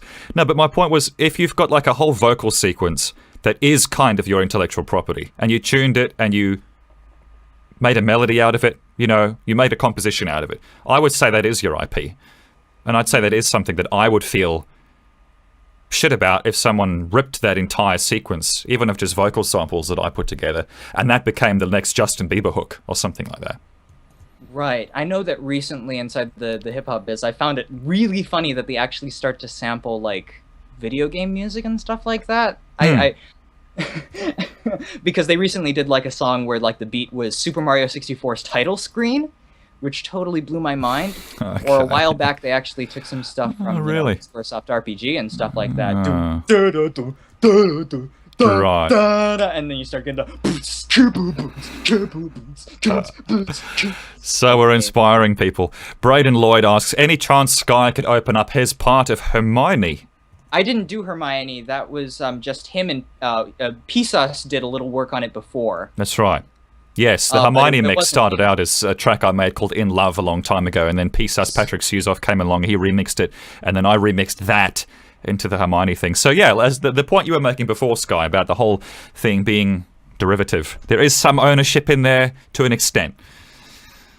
I just think that, you know, some people can be more I think that I'm more willing to do this, and I'd like to let people do these things. But I think that more people would want to remix you anyway, so I think that it's good that you're being a little bit cautious, so as not to be scammed out of anything. Yeah. But then there's other people like Harlan Ellison, who I feel have taken litigious behavior to extremes that I would never want to go to. Mm-hmm. Right. Anyway, let me just quickly show what's going on over here. So we just got the triplets going on. Add a little bit of thickening. Just sort of had it that you only get a little bit of it, so that you get sort of the flavor of the whole. Oh, yeah. It's like an arpeggiator now. Yes. Oh, you got a delay on there. Cool. Yes. Okay, and so then when you put it all together... That's nice. I wish it was in stereo. Yeah. That's really nice. Oh, that sounds great. You got to get a really nice lexicon reverb on there or something. That'd be brilliant. No, that's sounding really good, man. Someone asks, Pogo, have you heard the sounds of Overwatch song? I'm assuming so because I'm 90% sure you made it. Sounds exactly like your work. I'm not aware of an Overwatch song. Yeah, it's called Sounds Like Overwatch, and I don't think it sounds anything like you, Nick. I think that people have a very wide... okay. So someone's... I mean, like, maybe somebody was listening to you, but the fact is that they can't do what you do, right. You know? Right. It just seems so strange that people would try to emulate you if they... Like, because emulating someone never reaches a place that anybody can be happy about, I think. No. You got to compose from inside yourself, I think. So have you got another project file you can show us, Skye? And I'll line up some more questions from the comment section. Absolutely. Okay, I think that this one is good to talk about since these things came from a tape recording from a long time ago. It's a very strange source, but I used to watch it all the time, and I think that it sort of was responsible for my predisposition to the way that certain things sound. So what I did was I started out with this percussion sample. Inside the version that I put up online, I actually sent it through another version of tape distortion to sort of get that feel. So there's a tape distorter in GarageBand.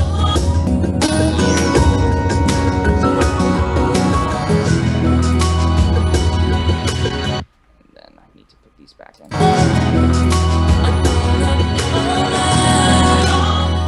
That's nice.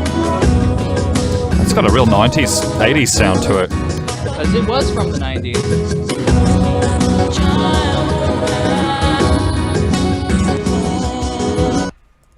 Got nice. A lot of different choral samples happening over here that I slowed down. So actually some of the people who sound like dudes were actually girls. That happens sometimes, and then it gives it like a more interesting texture.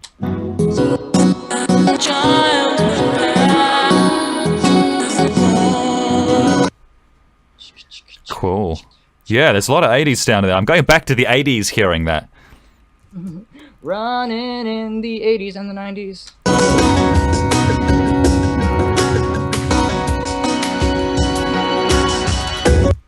And then I started doing some stuff over there, but it never quite panned out. I just really want to capture the way that all felt. I had a lot of fun just getting like the tail end of certain parts from like when the music is quiet enough that you can start to get the actual drumming. That sequence is good. Thank you. It's really controlled, that bit. I like it. Some more questions. I was thinking about like Bernard Purdie and stuff like that. He's one of my drumming heroes. Oh, okay. Do you know him? I've heard the name. Yes, I've heard the name. He did the Purdie halftime shuffle. That's what he's most known for. Oh my goodness. Okay. Some more questions. Ron Colstar says, Pogo, Justin Bieber remix from hell. Yes. Kestro says, didn't you tell me once, Nick, that you were contacted by Justin Bieber's manager or something? Yeah, I got a video from John Shahidi, who's one of Justin Bieber's close friends, from what I can tell, of Justin Bieber playing one of my tracks in a Ferrari or something.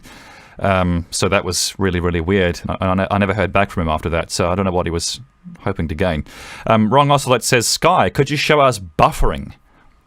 I could absolutely show you buffering, which was the track that I created during my 12-hour stream entirely. I had no idea what anybody was going to send to me. I asked everybody to just send me in YouTube videos, right, and I would just take anything from them. Spontaneity! It was a terrifyingly wonderful experience, and I am so grateful to everybody who was a part of that. I hope you understand. And I think that the what question mark guy pretty much sums up how I feel about Undertale. I personally played it, and I think that it is an amazing game, but I have a really big problem with the fan base. I think that happens to pretty much anything that I like, and that's not to say that people liking things is bad. People liking things is great. I love passion. That's important. Have you ever made something that you didn't like so much, and then it turned out to be a big success? I never make anything that I don't completely like, or else right. I just wouldn't make it. Yeah, I have to say the same thing. Yeah, much less release, right?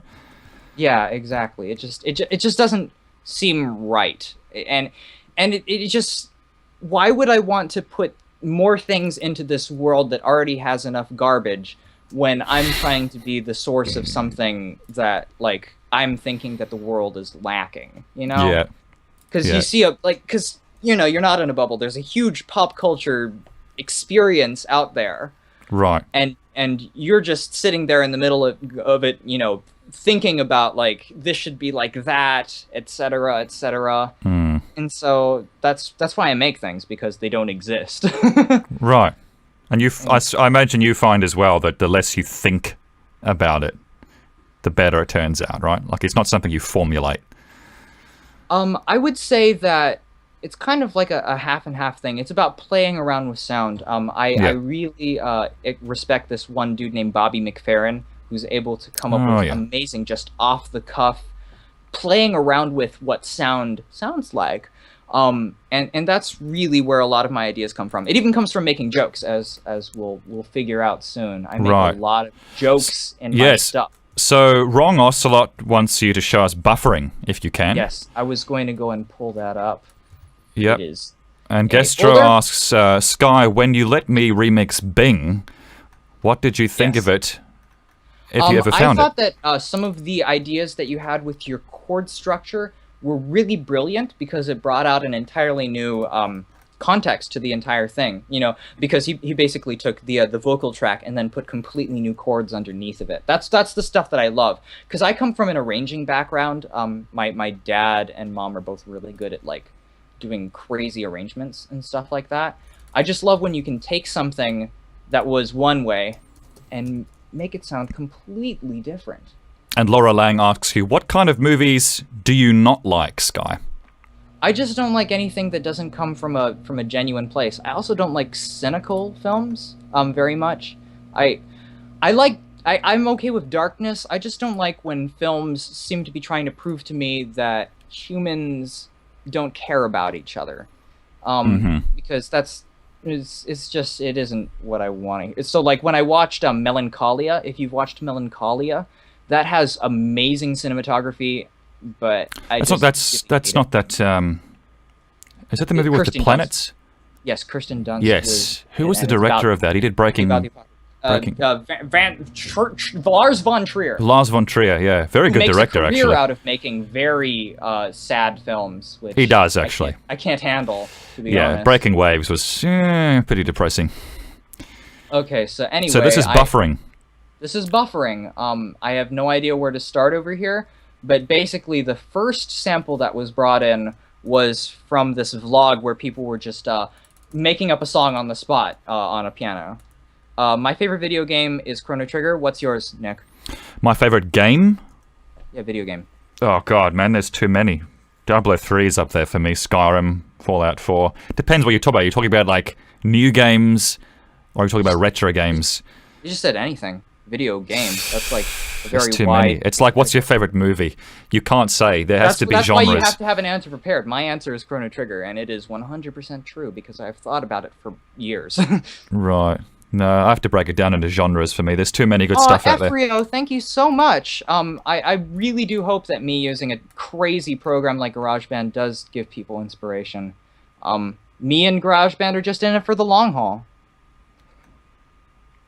Lexa says, good night. Thanks very much for tuning in, Lexa. Appreciate it. Good night. And hi to Josh Lama. It's wonderful to see him around. Chrono Trigger with no saves. Okay, so anyway, here's the piano bit that we started off with. The first sample sentence. Here we are, just saying. And then somebody in the chat said, huh, that sort of makes me think of a ringtone that I had once. And sent that in. And it sounds like this. That's a good ringtone, man. Like, my ringtone it is always actually, make yeah. me mad. Is that a piano roll thing? Or is that a loop? I mean, like, it just came straight from the ringtone. I didn't recreate it. Oh, okay. So when you put the two together, it sounds really nice. Yeah. Anyway, so we'll just go on with the entire mix right now, and then we'll break it down afterwards. Here we are, just saying. Here we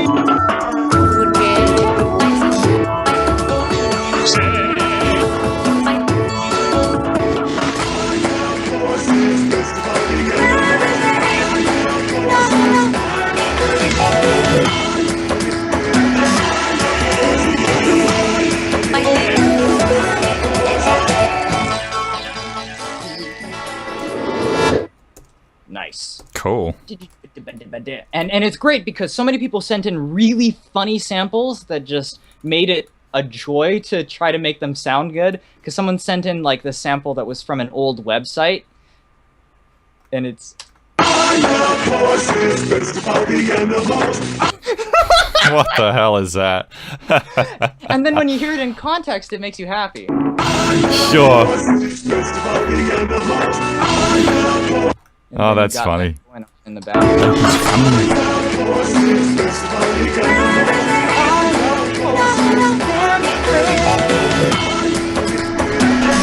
and I just love to chop things up after you get the basic context. Yeah. Oh, great. Get an entirely new melody out of a very simple, just like 2-measure thing. We got some percussion that was sampled from, I believe it was an Australian stop-motion film called Hamilton Mattress.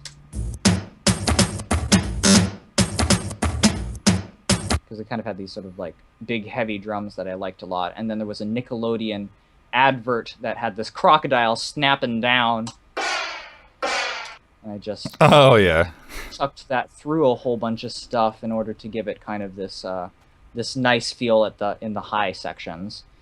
And then we also have some percussion from, it was like a Japanese sort of Kikaida Power Ranger show from the 70s or 60s.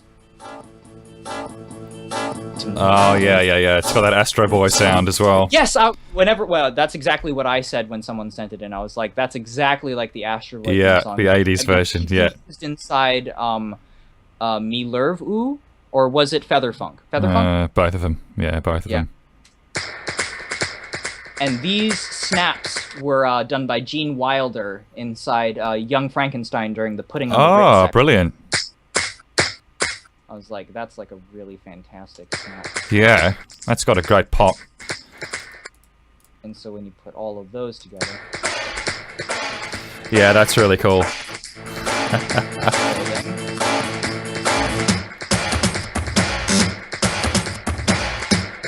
And then we got a little bit of other build-up stuff down here to really give it like a sense of movement. Let's see, another... this was from Nickelodeon. Nick. Oh, yeah. Oh, man, that takes me back. Remember those days. The doo-wop. It was a doo-wop group. I love the doo-wop groups from there.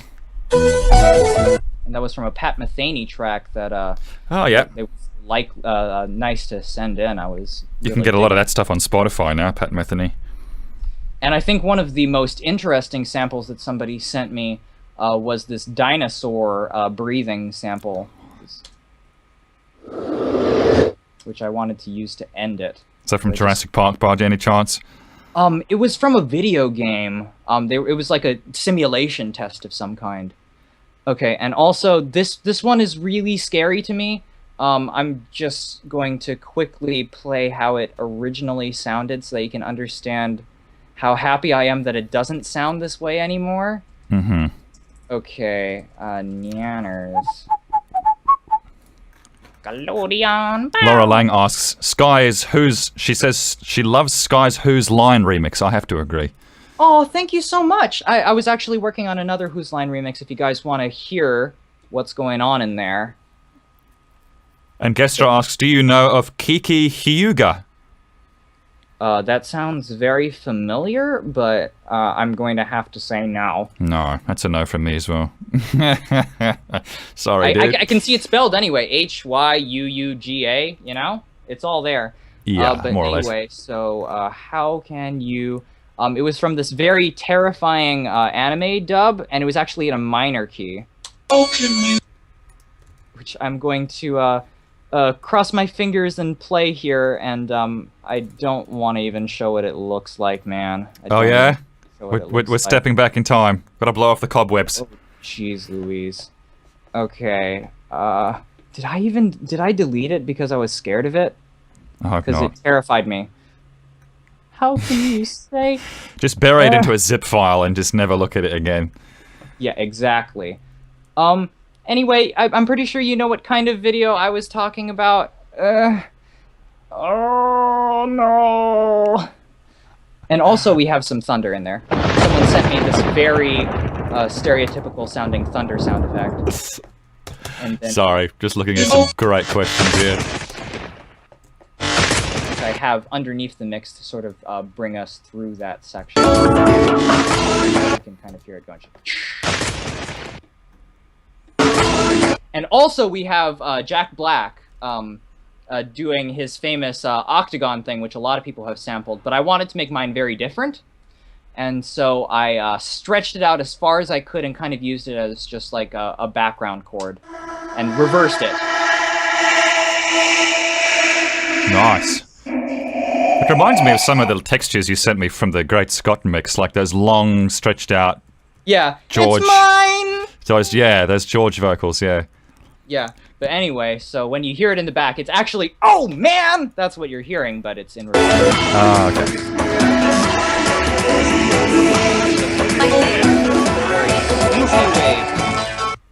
Great. We've got a very interesting question here, Skye. You ready for it? Yes. You ready for it? Braden Lloyd. Question for both of you. While wiping your ass, do you scrunch or fold? I fold. You fold.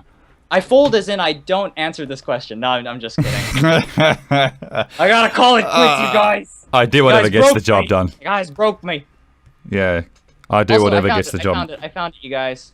What's this? How can you say you love her if you can't even eat her poop? All right. Cool. That was the sample they sent me. And so I turned that. How can you? I turned that into this really beautiful sounding thing down. I would have taken the poop line off the end so that it gets left to the imagination. You know what I mean? I mean, like it doesn't sound like it came from a terrible anime, you know, and that makes me happy. Yes. Yeah. So I just love the fact that it becomes this transformative process. It makes me extremely happy to be able to take something as ridiculous as I love horses and make it sound nice. It's one of my favorite things in the world. We've also got some Maggie Smith in here from Downton Abbey. Oh, yes. Would be terrible. Yes. McGonagall! Exactly. Or the very mean caretaker. Oh, yeah, in Secret Garden, yeah. She plays an amazing villain, Maggie Smith. God I bless. know, right? You wouldn't think so in some of the roles that she's done, but man, when you see her just, nibbling on that drumstick in that wagon, you're like, I hate this person. Yeah, some kind of evil KFC advertisement.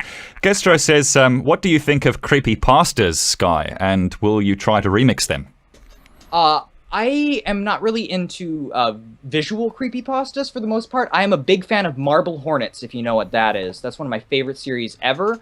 I actually wrote a story based in that universe once called Farther Away from Fear, which sort of takes place in a Gold Rush era time period. The thing is that, I mean, okay, I even, kind of made a creepypasta that people took seriously, if you guys know about that. If you look up "Found Something Strange on a VHS Tape," that's one of my videos. It's a very interesting one. What I like most about creepypastas and about horror films in general, because I'm not a horror fan, I just like the fact that horror is one of those places where you can really blend what is real and what isn't. I like that feeling of, like when you play Eternal Darkness or something like that, and then all of a sudden, it cuts to like the end, like a broken screen or something like that, and you realize that the game is messing with you. That isn't real, but it is. Well, speaking of horrors that blend the real with the not so real, do you remember that film Let the Right One In? Yes, I absolutely do. That's I'm so glad that you introduced it to me. That's one of my personal favorite films in the genre. It was brilliant. It has a lot of heart. I know that some of my my friends really relate to the relationship in that. And have you seen the have you seen the Hollywood remake that came out shortly after? Have you seen that? I don't want to. I don't care if it's good or not. No, I haven't seen it either. I don't want to ruin it. I've got good memories of the film, really good memories. I don't want to tarnish it. The one thing that I thought was very interesting about the remake, from what I heard, is that they re-put in a scene that was taken out of the original. Because you remember that segment where, both of them are laying down and she's like, just think about what it's like to be me. Just be me for a moment. And then it was supposed to cut to him experiencing a flashback of her when she finally realized that she was a vampire, almost like I see. thousands of years ago. And they didn't put the flashback in the final cut? Yeah, they didn't put the flashback in. Right, you see, I have to agree with that. Like, I'm not a big fan of flashbacks in screenplays at all. I'm really not. It's too easy a form of exposition, I think. If you can't tell the story right now, then I just feel like a flashback isn't the most creative way to write a story. Wouldn't you agree? Absolutely. And Andrew Stanton talked about this once inside his TED Talk about how Finding Nemo you weren't supposed to know the whole backstory about Nemo's Right. Nemo's mom dying. It was Right. supposed to be rationed out throughout the entire film in tiny little flashbacks. I And like then that idea. realized Yeah. It made it so that you couldn't connect to these characters. Right. Yes. So it was more important. I mean, playing around with time is an amazing tool. By all means, play around with time. Yeah, But well, the tool that's what, of a sorry. flashback doesn't always work out. No, the flashback to me always feels a bit too cheap, a bit too easy. But you're right, time is amazing. Like, Eternal Sunshine of the Spotless Mind. Yes, Eternal Sunshine of the Spotless Mind is an amazing way to just sort of mix around memories. I've watched once it again sort of I've watched it so many times. I still have no idea like what order things actually happen in. That's how good it is. It's one of those movies that just leaves you thinking and wondering. And I think a film that raises more questions than it answers, I think, is a good film. Yeah. Since we were talking about creepypastas earlier, the one thing that you can learn from Lovecraft is that the answers, if you're going to answer things, the answers should be as compelling as the questions. I think that's a very good thing. Right. Efrio is just sending me all the really amazing comments. I am screen capping these because they're thank you so much. Yeah, I've got a comment I'll from have to Efrio. check out your stuff. He says, can I also say, Skye, that you've really inspired me to make good music. The fact that someone with a relatively low subscriber count can pour so much heart into a track. Yeah, no, I have to concur. Yeah. And Ronco All-Star asked again about the Great Scott video, and it took me 2 years to do the video part, and it took me 8 months to do the music part. And you can find my music, since Josh Gilson is asking, you can find my music, Homestar Runner Tron, which is my YouTube channel, or you can go to skyetheguy.com, and you'll find some handy links. Yep. And I have put Skye's YouTube channel address into the description of this stream and the video, so you guys definitely go check out his work. And Bo Jimenez is asking us about our collaboration on Time Machine and describe how it was.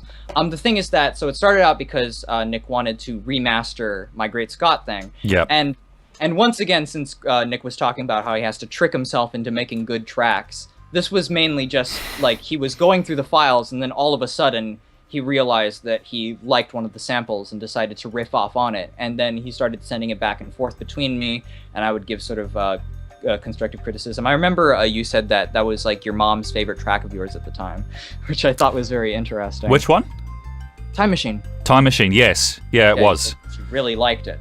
And then we also, I started to work on just getting the timing right for the visual edit, and then he edited on top of that. Right. That's kind of how yeah, that's right. We tried to do like a collaborative video edit thing where I was like trying to transcode the whole film into Cineform, but then you had already done some editing work, so I had to redo what you did. Yeah, it was tough. And I do have a SoundCloud account with the exact same name, Homestar Runner Tron. Yes. Why? I wish that they would start asking you more questions. Well, I've got a question that for both of us from Nicholas Moss from a while back. He said, when do you think is the best time to make music? I guess time of day, time of night? The best time to make music is now! But besides that, let's see. I would say that I have had these cycles, you know, where a very specific time of day will be my most productive. I remember when I used to have to go to school, catch the bus at like 4:40 and stuff like that. I used to make music like early in the morning and stuff like that. And then nowadays I kind of make music while I'm eating lunch and stuff like that. When do you find that you're normally making music? You make music at lunchtime? Really? Yeah. Broad daylight? I don't know. Yes. For me, making the juju really comes through at nighttime when the world goes to bed and there's just nothing left but you and your creative space, your imagination. So nighttime is probably the best time for me, like 3 or 4 in the morning. That's when I finished the Bangarang track. I was just getting into bed at 11 p.m. and I thought about this idea for the Bangarang track. So I got back out of bed at 11 p.m., 12 a.m. and I finished it and there it was. So yeah, daytime just gets in the way for me, I think. Yeah, for me, nighttime, I mean, I do stay up an awful lot and into the exact same amount of time working on things. But for me, that time is more about polishing. That's more when I do those things, and then it's more like around lunchtime where Right. I'm actually doing the meat and the gristle and stuff like that. The meat. Oh, Ray, my brother's here. And, Oh, cool. And he says that you're playing Spyro music. That's wonderful. Yeah, we're playing Spyro, we're playing Crash Bandicoot, Because- we're playing... Because let's talk about Stuart Copeland, man. Drummer for the Police, made all the music for the first 3 Spyro games and Yes. one GameCube one. Yes, and what an he's one of amazing my soundtrack. heroes. And Croc as Actually, well. He's kind of like you know, Nick. Have you ever seen behind the scenes footage of him working? No. Yeah. Do I because- want to? No, I mean he's great. He has like a similar setup to you, and I mean he's very interested in percussion and stuff like that. Oh, and okay. In mastering and stuff like that. But he's also just a teensy bit like Prissy. ornery, like an old man. You know? Right. Yeah. Like get off my lawn and stuff like that. Like Opinionated. I think that you're already at that point, which is Yeah, fine. because I'm you're gone, kind of, man. You're kind of like Carl Fredricksen, you know. My childhood is in the trash. Glenn D says, do you mind if I sample your vocals from your live streams for usage in a tribute mix? Why not? Where's the complaint in that? We need to talk about the fact that you don't like your voice. Your voice is amazing, man. You need to know that. You need to know that. What did I say about Everybody who flattery? listens to, you say it's nasal. What? But Well, it is. What did I say about flattery in this stream, man? Come on, let's dial it back. Okay, and someone we're from going says, away. what question mark asks, Skye, do you like dancing? Jeez. Ask a silly question, right? of course. I mean that's okay. So I think that the things that make up a very successful day for me, first and foremost, I think it's the connections that I make with other people. That's my favorite thing, to have just a very fulfilling conversation. And a back and forth. That's what I just love in a day. And the other 2 things are good music, good media in general, and then there's dancing. Because I mean, dancing. I mean, a lot of people I think put a lot of like strict sort of, like this is good dancing, this is bad dancing. Right. But the thing is that dancing is a personal thing. It's expressive. Yeah. Even if it looks stupid and no one else would like to watch it, which is kind of how I work. I'm just like, it doesn't matter that if people would like to see me dance or not. It's just that this is for me, you know. Mm-hmm. Yep. That's how it works for me. Yeah, right. It's expressive. You can't really put standards on it, I don't think, on dancing. Although it does raise an interesting question. I mean, can you put standards on what a good painting is? Yeah. I mean, like you had a big. I had a big rant about it. Yeah. Yes, I had a big exactly. Twitter debate. And it's okay. Okay. I think that it's good to have standards. I know that I have very rigorous standards for myself. I think that I'm less harsh on other people. And everybody has a different blending of those sort of things. We all have a different perspective on them. I think that there is certain things that are objective, but I don't know if there's any person alive who's capable of making that decision for us. No, but I think collectively as society does tend to agree on standards. Like if you walk into a museum and you see a white canvas with 2 vertical lines on it, it's like, well, okay, I'm going to go back to the Picasso room now. There are standards, I think, amongst like the collective consciousness of society that I don't think you can really. I mean, if we didn't have those standards, then striving to better ourselves would also not be a good thing, I would think. Exactly. We like because your big beef about this is that we're aiming too low, which I think is a very good point. If you know that you're making something that you wouldn't like, if you know that you're making something just for shock value, then you should really consider trying to make something that you would personally enjoy. Because there's so many things inside the media sphere already that, because it's easy to go for the shock value. It is easy to go for these things that say it is art, but is it? And it's cheap. Yeah, anyone can do it.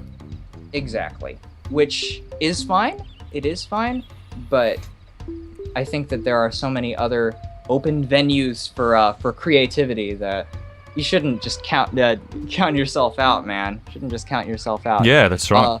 Laura Anyway. Lang made a really good point.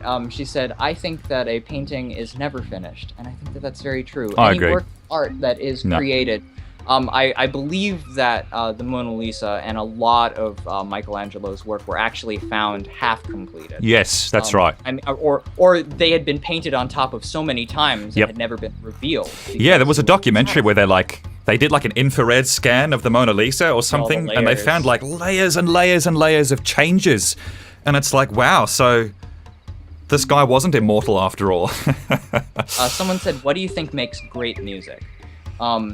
And I think it has to do with, Nick was talking about the balance between simplicity and complexity, and it needs to tap into something, I think, very deep within all of us inside the human psyche. I because there are so many tracks out there that are deceptively simple, I think, that really speak to people. So it isn't just about all of the nitty gritty. It's about just finding something that really is just a part of you that you're sharing with another person, you know? Yeah. I guess good music for me is that weird sort of tangent, that weird crevice between happy and sad. That to me is good music. Is when that's what. Yeah, the bittersweet side of life, because nothing in life is totally happy or totally sad and depressed. So when I did the One Day With You track, especially the video, I wanted to concentrate on things that were, inspiring and happy, and then also, the falls and the failures and the part of life where you're not so happy with where you are. When I hear music that's just happy, it doesn't resonate with me nearly as much as the stuff that's happy but also really thought-provoking and really emotional at the same time. Yeah, I'm totally with you on that. Is that a good segue into trying to play a song on here? Sure. Let me mute the Crash Bandicoot. Here you go. The stage is Okay. yours. Okay, so since we're talking about music and bittersweetness and stuff like that, this is a song that I wrote called Us Versus. And it's just about the struggle to express yourself, I think, really. History tells me I'm not natural. I'm a speck upon a dot upon a pin, and I can't even see normally without looking round a circle, and all I see seems to be unreasonable whim. Oh, so little time, so much space. I am real when I feel my heart is at your base. We're a curious case, a curious case. I am, you are. Memo to the galaxy and me, you are not far. Very nice, man. Geez, you Yeah. got to have a little bit of a voice on you as well. Some pipes? Sometimes. Some Skye monics. We've got a question from... I had a question. Where the hell has it gone? Skye, what are your thoughts on AI artificial intelligence and why it's not that's so... one of my favorite films, and Yeah. through you. And the what- first time what- that I watched it with Ray, and both of us were deeply moved by it. Yeah. I think And why it's is it very not so sweet. mainstreamly popular, he asks. I think that part of it was the production, because it came out of this weird cycle where it had been Steven Spielberg had been gifted this movie Yeah. by Stanley Kubrick. Kubrick, that's right. And I think that a lot of people went into it thinking this is Stanley Kubrick's last great film as seen through the eyes of Steven Spielberg. And people were confused when they watched it because it seemed like a Spielberg film. And then... Yeah. But the thing is that I think it's funny because Spielberg was like, they think that I cutesied it up. They think that I added more of the heart to it, the parts that weren't so dark. But the thing is that Stanley Kubrick's script was like, I had to darken it up more. Stanley Kubrick's script was so on the lighthearted side. Fluffy, no way. Yes, exactly. Really? I mean, okay, so another thing from The Shining. There was actually a deleted ending scene because Stanley Kubrick had become so attached to Danny and Oh, yeah. and What's her name? I really should know her name. Give me the bat. Is it Wendy? Yeah, it's Wendy. Wendy, love of my life. But anyway, he becomes so attached to Wendy and Danny that he felt that they needed to have some resolution at the end, and so they have this ending where it's like everybody's okay and stuff like that. So I think that. But he didn't put that in there, right? Yeah. No. But I think they got lost. I think I got lost. I don't know. Personally, I would have hated to see Stanley Kubrick's work fall into the fluffy side of things. I would have hated it. I think what Kubrick did so well was the stuff that was just bone-chillingly haunting, like Clockwork Orange. I mean, no one has come close to topping that level of, what's the word? How do you even describe it? Sharpness, severity, controversy, and attention to detail. Yeah, Spielberg definitely does the fluffier side of things. You can tell when you watch AI, you can tell Spielberg was taking from that cold and dark and chilling Kubrick factor, right? Yeah. It was not as fluffy as, like, say, Hook. And he did it really well. Same thing in Schindler's List, I felt, actually. Schindler's List also wasn't your typical feel-good, Close Encounters of the Third Kind Spielberg film. It was really, really dark. Yeah, yeah. But yeah, the whole philosophical argument inside the film and the general world, I think, is one that is so unique. And I personally which film? Sorry, AI. That's the film. Just. And somebody says, "What are your thoughts on the film Mr. Nobody, Nick?" I've never heard of that film. At least I don't think so, unless it's that time travel film where he's experiencing. Like he says that he's experienced every single possibility in his life. Like he's Mr. Nobody. It sounds a bit like a Groundhog Day film in a weird way. No, I haven't seen that film, unfortunately. Sorry, no. And Laura Lang had a very nice comment to you. Nick, you're doing a great job keeping this focused and on track and engaging. I like that you're helping with the questions to make it more flowy. Otherwise, it would be a random hodgepodge. I wasn't expecting, but when you show project files and when you're answering questions, it actually gives me an opportunity to line some questions up. So the to and fro is working. And little Tommy J we was were talking about Donnie Darko, Polo. In fact, we actually played some Jake samples Gyllenhaal. of Donnie Darko earlier. Big fan of the film. What was that thriller that Jake Gyllenhaal was in recently? Source Code. Or are you talking about Nightcrawler? It was a murder kind of a film. I believe that's Nightcrawler, where he played a photographer, right? Trying to get into like a news journalism thing, and he's kind of like out of it. There was also The Double, I believe. No, not The Double. The film ends, like, not to ruin anything, but the film ends with something under a car. Yes, I believe that's Nightcrawler. I haven't watched it. Nightcrawler. Okay. It was very, very good. Very, very good. Jake Gyllenhaal's stuff is amazing. Little Tommy J asks, is there any aspect of music production you guys feel like you struggle with more than others, e.g. harmony, melody, arrangement, etc.? My part is the mixing. And it shows inside my work, but, my work isn't about the mixing. My work isn't about the mixing. Uh-huh. And Nick is so good at that, so. No, I don't know about that. It's something I've got into recently. It's like Schwarzenegger said, you've got to expose your weaknesses. and then shove your fist into them. Yep. And make rainbows come out. Yes. So yeah, any aspects of music production I struggle with. I guess just you had trouble finding chord structures. Like original chord structures.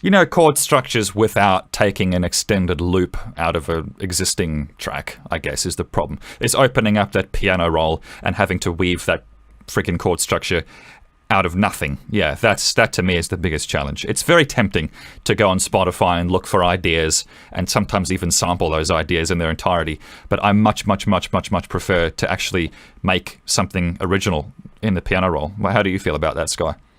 I mean, like, I come from an original composition background, and so I'm constantly thinking about how to make what I'm taking out of these things more of myself, like to add myself to them.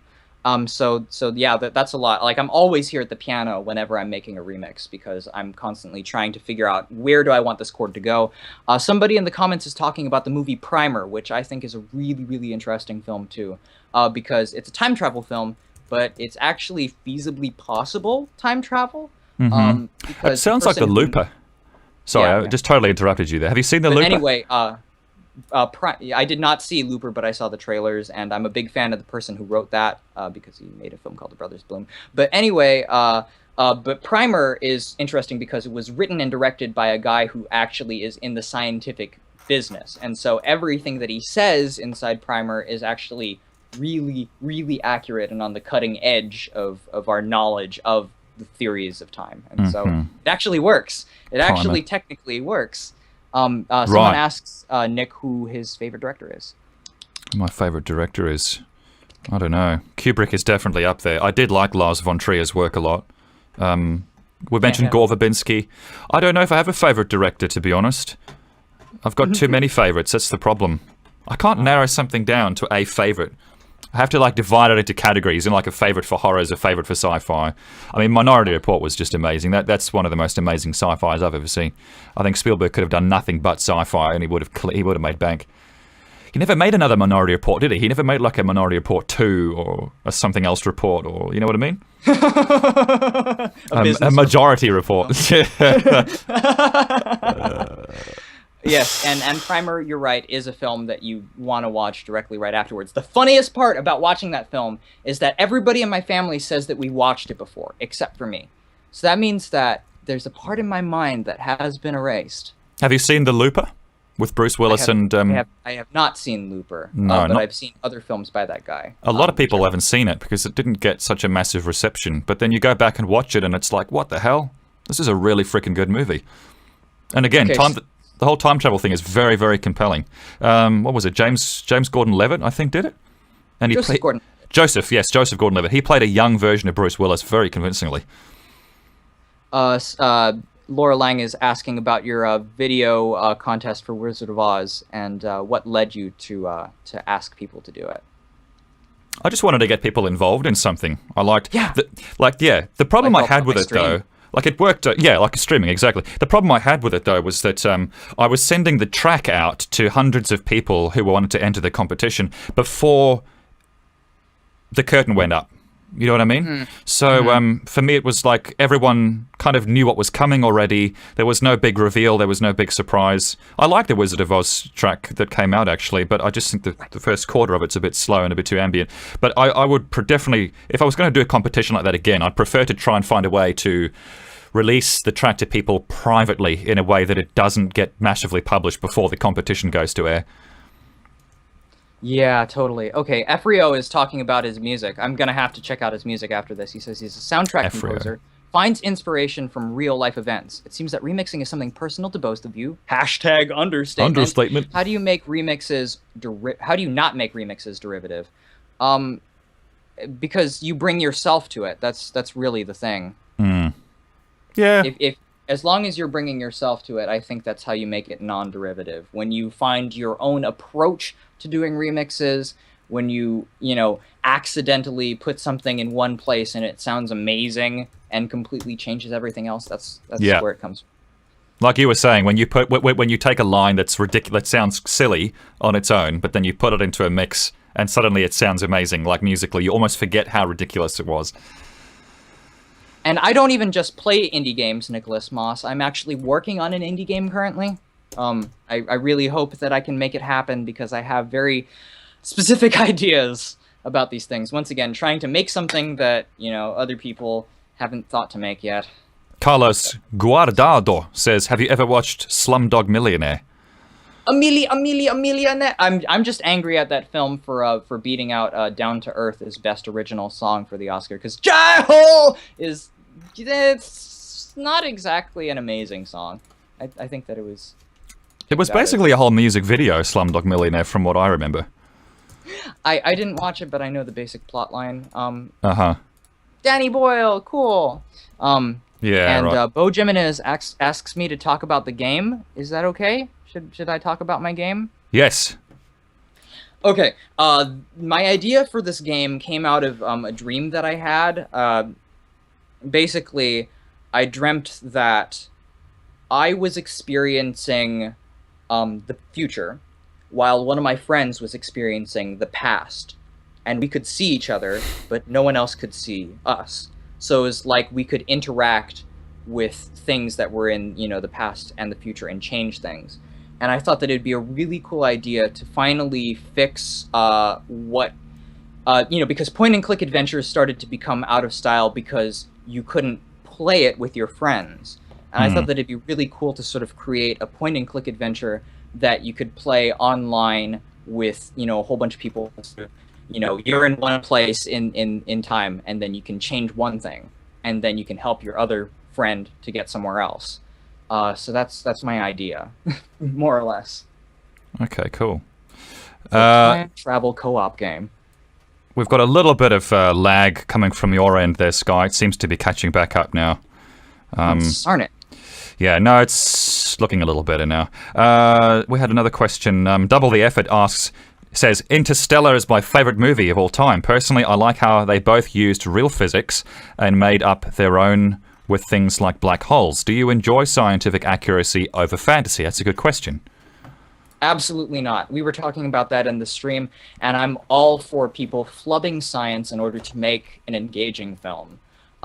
I think that there's a point where things can become completely ludicrous, but that can work in your favor if you're doing a film that, sort of aspires into comic book territory and stuff like that. Right. It's fine as long as the audience can continue to be invested in it. That's really what's most important. Because, okay, science is really interesting, and accuracy can lead to a greater story. But it really Skye, depends on finding the right places. sorry to interrupt you. Yes. Can you still hear me? Yes. Okay, because your Skype is breaking apart pretty badly, including audio. I have it. Yeah, you might want to check to see if anyone's... and we've just lost your video stream. I just put it back up. Am I back up? You're back up. Yeah, it's still a bit blocky. It's doing okay. You said that no one else was using the web. Is that still the case? Yes, that is still the case. Okay. Someone says, I like disco dancing, and so do I. Yeah, it's clearing up a bit now. Disco dancing. How do you feel about the Assassin's Creed break for this year? Asks Joshua Smith. Have you played Assassin's Creed, Skye? No. Okay, I guess it's a question for me then. Assassin's Creed. I think that Ubisoft has a bad habit of extending their franchises out way too long. Like, you look at Far Cry, they did Far Cry 4, but then they said, let's do Far Cry Primal, which is just it is a deviation from Far Cry 4. It is technically the same freaking game, but it is like a radically different theme. And you're using spears instead of guns, and you're using slingshots instead of pistols, and it is really, really cool. And they did this with Black Flag as well. They took the Assassin's Creed thing, and they turned it upside down on its head, and they turned it into Pirates of the Caribbean with a massive open world. And I think Ubisoft needs to break away from their formulas more often like that. I think, funny enough, that seems to be when they make their best games. Because Ubisoft has all of the franchises, and then every so often they make something new and then never follow it up. So, right. I mean, I can understand why, but from another standpoint, I don't really know if it's benefiting anybody. Yes. I don't know. Are more people getting employed? That's a good thing. More people are getting employed. Yeah, I don't know. Games that they don't like. Yeah. Yeah. Someone says, Interstellar, the one thing I love about the movie that Nolan did was showing the fifth dimension in a third-dimensional space. Yes. Oh my gosh. That scene was amazing. That was pretty cool. Mirrors, man. That was mirrors. Oh. Really? Yeah, that was all mirrors. None of that was digital. Oh, cool. Wouldn't it have been cheaper to do it digitally? They created a gigantic void with mirrors. I love that so much. That's very cool. Hey, Nick, do you digitally paint like that one art cover on SoundCloud? I mean, you are an artist. You sometimes do. I have to give the painting cred to Skye here, really. Skye did the little illustrations here of our faces here in the stream. You've got my face there that Skye did last night. You did these really quickly, though, in Flash, though, didn't you? Yes, I did. Yeah, so Skye, I'd say you're more of an illustrator than me. No, the illustration on my SoundCloud is from my album Kindred Shadow, which I commissioned from Bill Robinson, who does a lot of children's book illustrations, and he did a beautiful, beautiful job. But I've got ideas now to commission Skye for my next album cover. What do you think, Skye? I would be totally up for that. Yeah, absolutely. Because I think that, I mean, like, your music is very visual, so that's the exciting thing about, doing something that sort of inhabits the same oral world as yours. Some people are talking about gaming and stuff like that. Okay, so I am not doing a Kickstarter right now because I kind of sort of hate Kickstarters. I mean, like I've supported certain Kickstarters. Why do you? Why don't you? Why aren't you a fan of Kickstarter? It's like you're not even funding the game. Actually, you're funding people to make whatever they make, and if they don't make it, it doesn't matter. And I recently feel like people have been misusing it. Anyway, because I can just make this on my own. Why shouldn't I just make this on my own? I'll enjoy it more, and I won't have to, answer to people giving me money. It's like a. We had a question. We had a question from someone here. Nicholas Moss asks, "What's your advice for making games? I want to be a game developer too." So the thing is that, I mean, the whole coding aspect of it that's the part that left me cold for a really long time. I used to make games in a very simplistic program that I loved as a kid called HyperCard. And nowadays, I think a lot of kids are making things in Scratch, which is kind of like an updated version of HyperCard, which sort of allows you all of the functionality and all of the complexity that you would like without having to do so much coding, hard coding and stuff like that. So after a long time of just trying to find different things to sort of just work around the fact that I couldn't code, I just decided to bite the bullet and decide to start coding. And I think it's actually improved a lot of things about my life, because it makes you think in a very different way.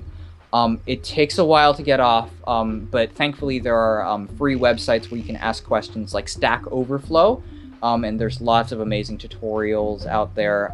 I like to go on Kipura, I believe is the name of this website, because I'm using a lot of ActionScript on Flash at the moment. I know that Flash is all the way out the window at the moment, but it's where I'm at right now, and then I might go on to Unity, which I went to some seminars for. I would also suggest finding out if there's a league of game devs in your area, because chances are there are, because there was over here, and it totally blew my mind. I was able to go to some seminars about Unity, and meet a lot of amazing people who gave me really good ideas. So surround yourself with like-minded people. So you use Unity? Yeah. Do you have to use C? Have you had to use the C languages at all?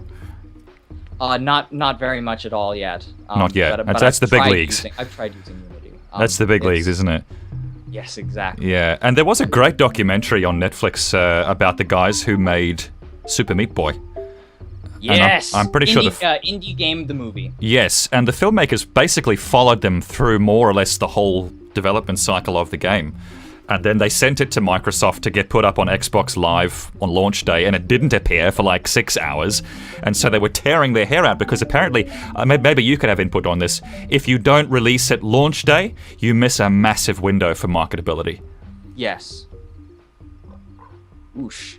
I'm really inspired by all of the people who were in that film, because they all had to go through an awful lot, because they were trailblazers right now. Right now we're in a sort of renaissance for indie developers and stuff like that, where they've we just had Shovel Knight, my goodness. Yes. I have no idea how that happened. No. Where it sort of became a Nintendo franchise in and of itself. It has an amiibo, man. It has an amiibo. Does it really? Yeah. Oh my goodness. Crazy things are happening. Wow. Anyway. And T42 Press asks, what are you guys using to stream? Skype, Facebook, YouTube? Well, what did you use to stream on your thing last time, Skye? You did 11 hours, you crazy son of a bitch. OBS. It was OBS the whole time. OBS, yeah. Yeah, we're using OBS here as well. I've got basically just a whole bunch of scenes set up here. I've got the main graphic there, which Skye, unfortunately, you can't see just at the moment. Then Skye stream, then my stream, just with different scenes. And then I have to have like a screen capture of Skye's Skype window, and then I have to like crop down to that region.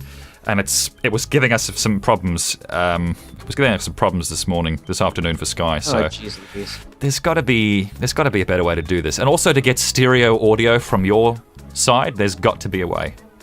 Yeah, maybe if I was to, because I was trying to figure out a way to like actually stream straight to you, right?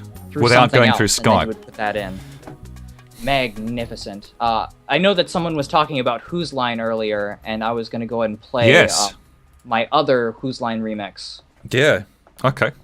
So Is that it there? Yes, it's called Totally Party. Oh, sweet. And it is okay. So partially there's some samples from Whose Line. Mainly it comes from the sequel to Whose Line, which only lasted a couple seasons, but I thought it was amazing because they actually had a another piano player there that would do amazing improv scoring, not just like music, but like actual music all the way throughout. That was very good for being sampled. Ding dong, get in here. I love Hispanic man. I love Hispanic man. What are you wearing? Totally party. Totally party.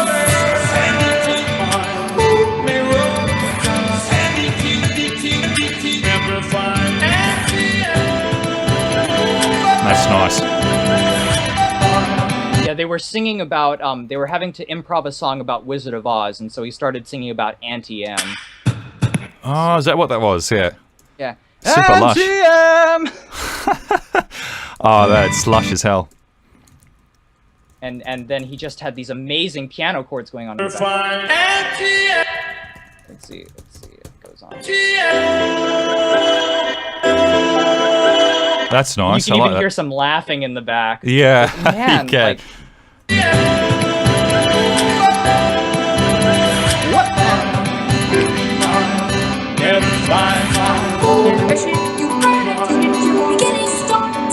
I brought a boombox with me. Boombox. Break dance.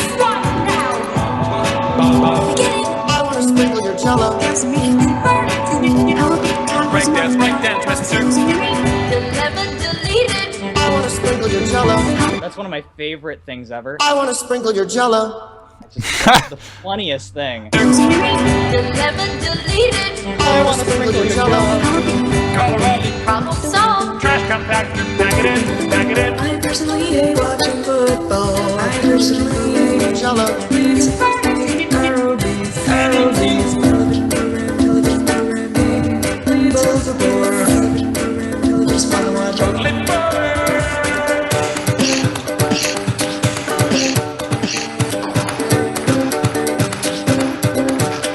Ah, little guitar in there. Yeah, it's actually ukulele, played Yeah. by one of my favorite people on YouTube called Gate Geek. She was just writing this improv song about her dislike of football, and I thought that it was just perfect. Oh, nice. Also, we have all of these, Skye, can you boost your mic volume just slightly? Maybe like a decibel or so? decibel! That's a How's little bit.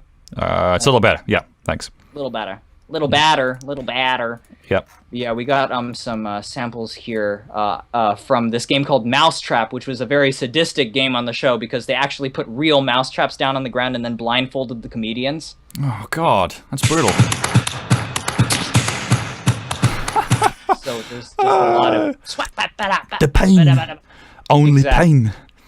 pain. We got some questions. Salvatore Jensen says, how to email Skye? I am German speaker, so sorry. How to email you, Skye? I sent a link earlier on in the chat with my email, with my Gmail. And of course, I think that there's a send personal email button on my YouTube channel. Okay. And once again, someone was asking about my website. My website is Skye, S-K-Y-E, theguy.com. SkyeTheGuy.com. That's the one. Yeah, exactly. Polo says, hey, Skye, do you leave a link to your website on your 2Tybe account so I can see your illustrations? What the hell is 2Tybe? What the hell is that shit? What's a two-type?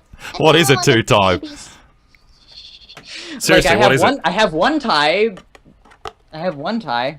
I don't know what a two-tybe is. 2Tybe. No, let me spell it for you here. Toutibe. Oh my gosh. What is your oh my 2Tybe goodness. account? I think I'm we- going to say Language barriers. Goodness. When I got the head trauma that gave me synesthesia, Pogo Skye's and others' music helped me to get used to it. I think that synesthesia, people who are able to use it in a productive manner, it's amazing. Synesthesia? Yeah, people who can feel other senses through different things.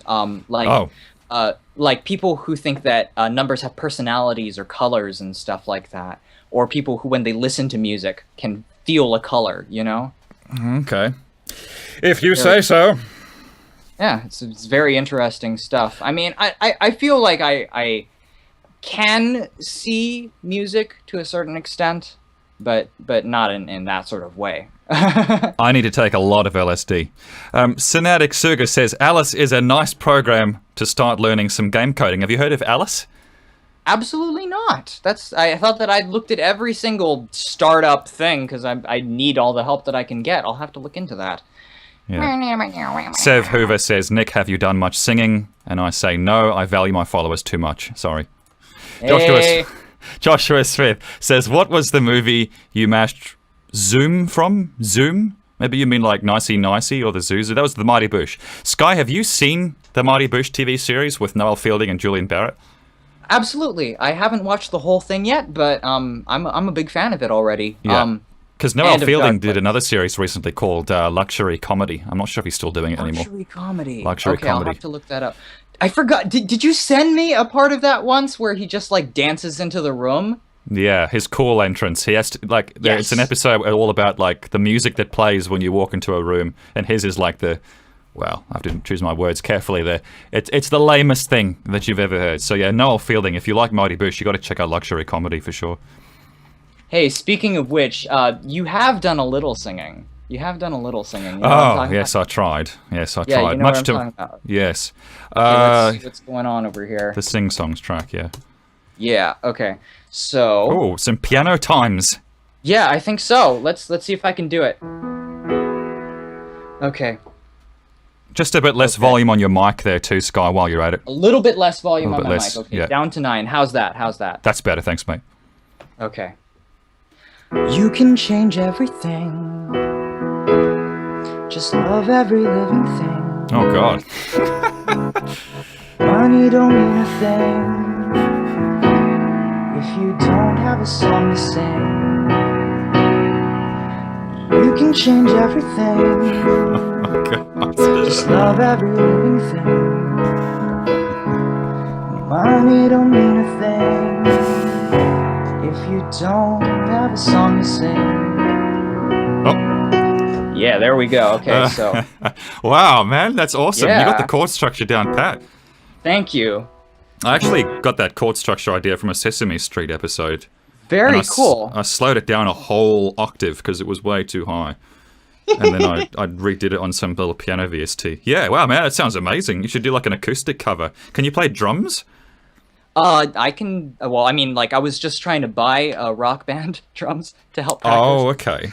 Yeah. I mean, like, I've always wanted to. Yeah, me too. Yeah, real drums are expensive and noisy as all hell. But someday, man. Yes, that's the dream. Well, and that was beautiful. I got all teary for a minute there. I wanted to do it a little bit better, but I just couldn't. Actually. No, man, it's fantastic. You should do a recording of it. Thank you. A recording. I guess Actually, we've missed. while I'm here, let me just see if I can try one other track that I've been working on. I want to make a.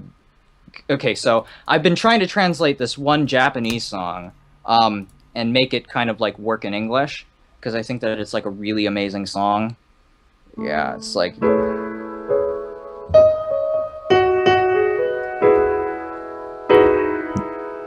It's like. That's nice.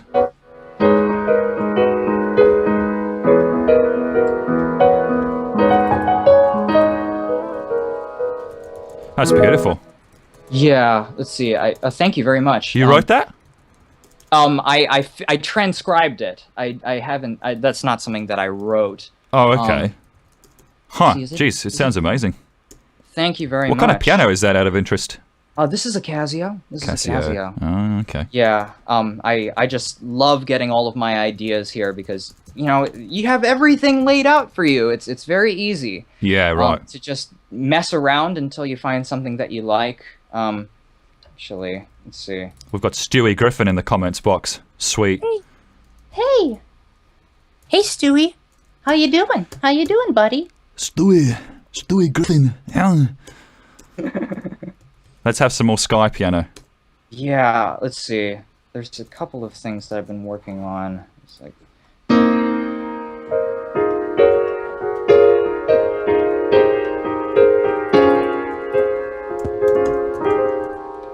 That's nice.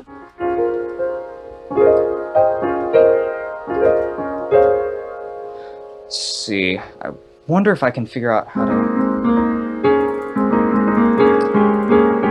God damn it, man. You play piano too well. How do you do it? I mean, I do it with, like, okay, so let me talk about the fact that I went to an open mic night once. Actually, it was an open mic day on a field, and I just started to try and play my songs. And the moment that you are in, you know, the moment, you completely forget everything. It completely sucks, but you just try to get all the way through it. Right. So it's through a lot of embarrassing moments in public. That's how. Because I can't figure out where Yeah, okay. Let's see if I can do this. I think it should be down. Okay. How can it be?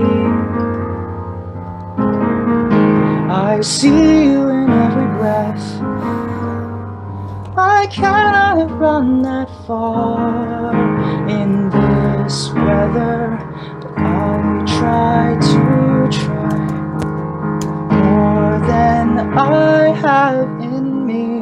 Cry to the high seas.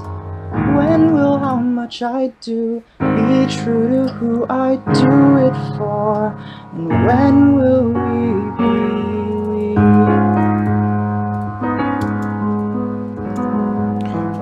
Huh. Yeah, anyway, that's the very song that pretty. I'm working on. That's an original one, anyway. That's very pretty. All right, man, we've stacked up quite a few comments here, so let's get through it. Laura Lang says, I heard that fast typists make good piano players. I've always wanted to learn, but I'm in my early 30s. Feel like it's too late to learn. Would you agree with that, Skye? Early 30s, too late? Absolutely not. Actually, No. I mean, my mom has a really inspiring story about learning how to play the piano when she was already, you know, quite a bit out of college and everything, and just one day it just snapped for her after you know, working it out and straining and everything. So Right. it's never too late, man. And would you say that fast typists make good pianists, is what Laura suggests? No, it makes you really nervous. It makes you really nervous, and then if you're a fast typist, then you flit around in every direction and end up hitting the wrong key, as I have done in this stream, you know? Yeah, right. And Efri O asks you, does Skye know how to read sheet music? Smiley face. I don't know how to read sheet music at all. Really? I mean, if you want, okay, so if I was to look at a sheet music, of course I know every good boy does fine and stuff like that.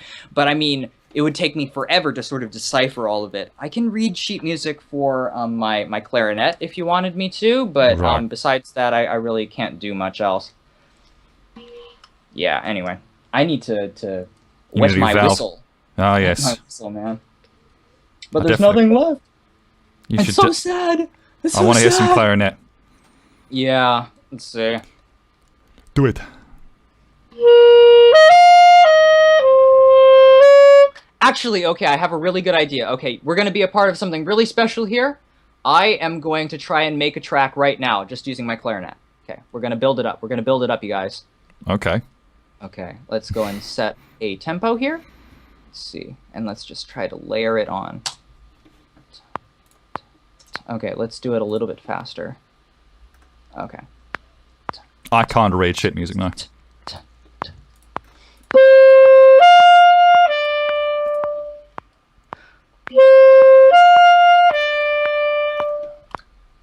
Okay, so we got that going on. Let's see how loud it is. I think it's really loud.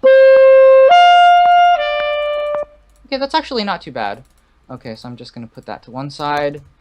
Okay, and let's get something going on in the bottom. Okay, so da da da da da da.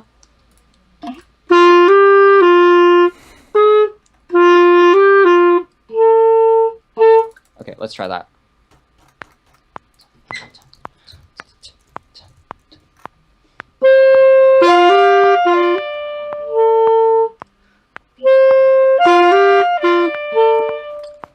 Okay. Oh, thank you so much for filling up my water. Who's that? Who's that in the That's background? Sarah. That's Sarah, Oh, you should get her my on. hero. And suddenly, an angel appeared before me. You should get her on. She's probably too shy. Oosh. She'll do it. She'll do it later, I'm sure. She's too tired. That sounded good though, man. Is it just me, or is my microphone being picked up later in this? Oh, I know why. I know why. It's because it's taking it through a different microphone. Like the microphone that's being used right now, and so it needs to be pushed further through. Okay. You want me to get through some questions in the meantime? Absolutely. Yep, I'll get some Donkey Kong playing in the meantime to fill the void between Skye's talent bursts. 55%. Wrong Ocelot says, play it like you're Squidward. Yes, that's a good idea, actually. Salvatore Jensen. I have a great PC game idea. How can I get out without getting my idea stolen? Did you hear that, Skye? Oh. How do you get your ideas out there without getting them taxed by EA or Bethesda? Do you think that ideas in games really get stolen at all when people are too busy just making the same thing? I think that if you probably have a good idea and nobody's done it, that means that nobody wants to do it because they think it's too risky and too awesome. Mm-hmm. So you shouldn't be worried. Like, actually, I finished writing a screenplay that I was working on for 5 years. And I mean, like, when I was writing it, I was trying to come up with an idea that I thought that nobody, had done. Right. And I realized that the idea that I created is one that someone in the industry would have to be a fool to create, Right. So, I think the thing that you need to know is that you don't need to be paranoid. No one's going to steal your ideas. Okay, fair enough. I think Dr. Zap says, seriously though, who does the art for your SoundCloud? Your SoundCloud? That was the Robinson dude. Bill Robinson, yeah. SoundCloud. That's what they should have called it. SoundCloud and Twitter cover art. Yeah, Bill Robinson did all the lovely artwork for Kindred Shadow. SoundCloud. Laura Lang. Oh gosh, laughter, she says. Ever think of remixing different laughs and making that a nice vocal track? That would be so joyful. What do you think, Skye? Up to the challenge? Inside of my Bing, I mean, there's a huge break where it's just Rita's character laughing, if you remember. And even inside buffering, I just used one sample of someone doing this really crazy laugh that was sort of like being in this inhale this whole time. Mm-hmm. Cool. So yeah, actually, let's go and pull up that that laugh part so that you can understand what I'm talking about. I love laughter in general. And Andy McDowell's character in Groundhog Day just has all the best laughs. Okay. Yeah, I had the laughter of that witch from Wishery, actually. Snow White playing at the very end of the Wishery track. And I had to save out a WAV file of each freaking syllable for some reason. I didn't know what I was doing back then. So this is, what is this? This is Bing over here. Bing. Ooh. Okay, so let's go and pull up the volume here. Yeah. And let's go over to the laughter section. Or would you guys like me to just go straight through it? Yeah, maybe man. Okay, maybe I'll just start at the part right after the big break. Yeah. The sample that's going in the back is one of the ones I was talking about earlier. Things that I just thought sounded so amazing back then. Uh-huh. This thing specifically. I love that so much. Swirl. It just has an amazing atmosphere to it.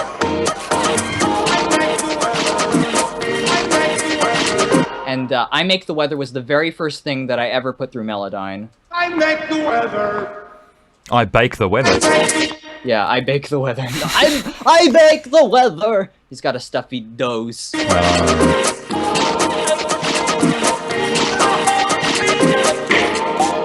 This was so much fun to finally be able to do more than one harmony, because Is It You was done completely without Melodyne because I didn't have it at the time.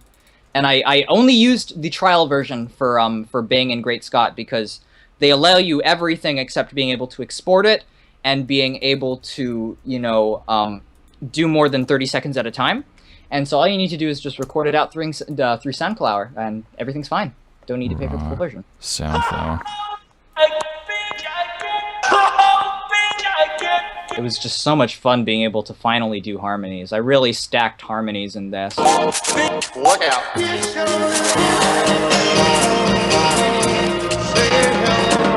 I believe that this one is going to be the main sample from You Don't Know Me. Wait, nope. Okay, well that is You Don't Know Me, but that's the saxophone over there.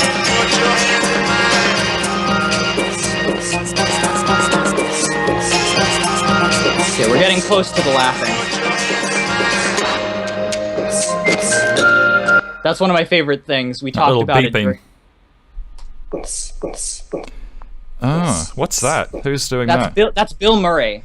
He's saying, I haven't looked at myself in the mirror for months. Months. And then he gets months. I getcha. Okay. So perfect. He's like he's beatboxing. Okay, so here we go.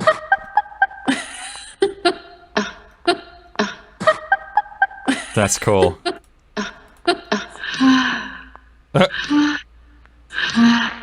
And when you put it with everything, it just sounds awesome.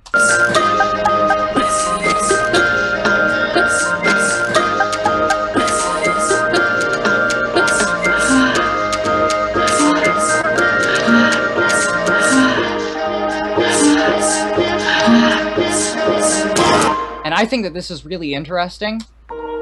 This sample, this song is, you know, Rhapsody on the Island of Paganini, which is the main theme for the film directly before this that I sampled somewhere in time. And they're both time-oriented, which is part of the reason that I decided to put them in an album together, because I was like, that's too perfect. They both use that song as one of their main motifs.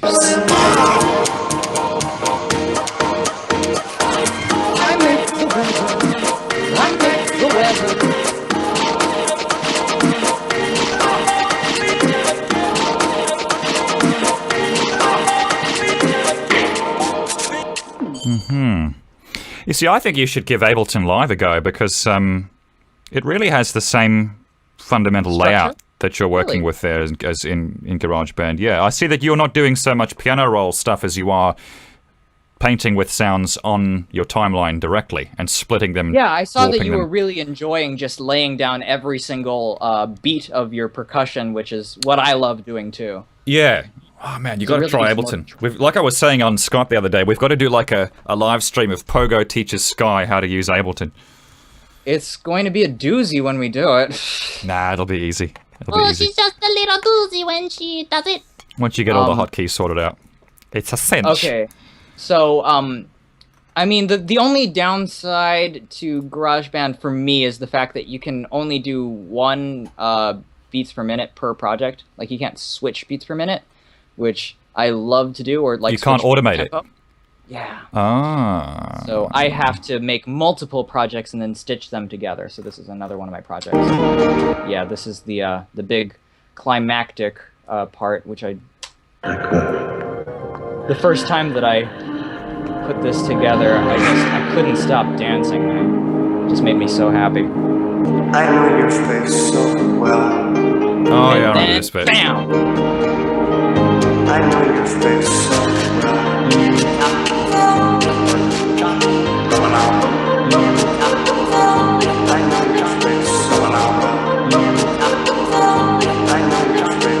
So, where's your reverb unit on those vocals? They're just off on the side over here. What's the dry-wet ratio you've got there? We don't have any of mix. that sort of stuff on the master reverb. I used to use master reverb foolishly, which just gives you kind of like a standard thing. Over here, you can choose your dark bright / wet dry. And is that the reverb unit on the vocals? That one isn't. It's just this slider at the bottom, which gives you kind of a standard reverb. I'm sure that you would call it like fruity reverb. It'd probably be the the shitty stock reverb. Yeah. No, it's just that it'd be great to hear the vocals with less reverb, because then it might sound clearer. Okay, I'll turn them all off for you right now if you want. Okay, let's a little bit's uncheck. nice. Okay, a little bit. A little bit is nice. Yeah. Okay, let's. It could also just be because I'm hearing it in mono. Maybe that's giving it that gymnasium effect. That's like maximum, I would say. Yeah. Let's see, let's just turn that down. Let's turn this down. Let's turn that down. Yeah, you know, you live and learn. Of course. Oh, you should hear my first mixes, man. It's and you also die and learn. Both. More reverb. More of it. I know your face so well. There you go.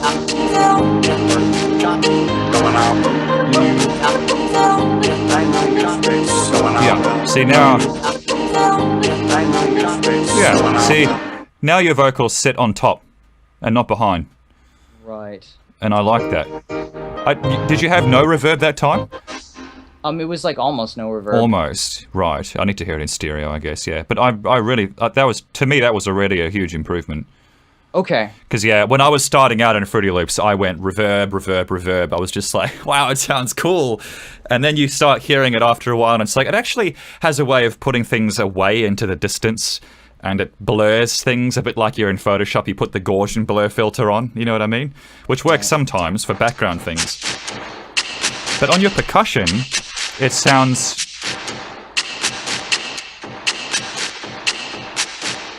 Because it's under the vocals, which now don't have a reverb on them, I think it works. Right. That's one of my favorite things that I sampled. What is that? He was working in the snow. He was putting like carrots on the snowman and stuff like that. Oh, that's awesome. I never would have guessed that. It just has that sort of sort of scratcher vibe, like that sort of has that sort of thing going on, which I really enjoy. And then we got a slamming door on one side. A slamming door. Oh, yeah. That's cool. Is that your voice?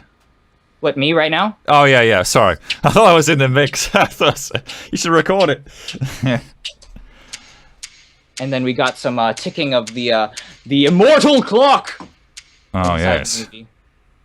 The centerpiece of the Groundhog Day narrative. And then I just love the way that these two chords came together at the bottom. I have to say, there really is something Yeah, those are about... nice chords. Yeah, there really is something about the way that... Because that was just sampled straight from the film instead of the soundtrack. Because I just love the slight thing that happened from it being recorded out in the snow and stuff like that. Mm-hmm. Going out. Yeah, see, I personally prefer that reverb level. I know your face. Going out. I think that this sounds kind of Mrs. Potsy for some reason. Mrs. Potsy.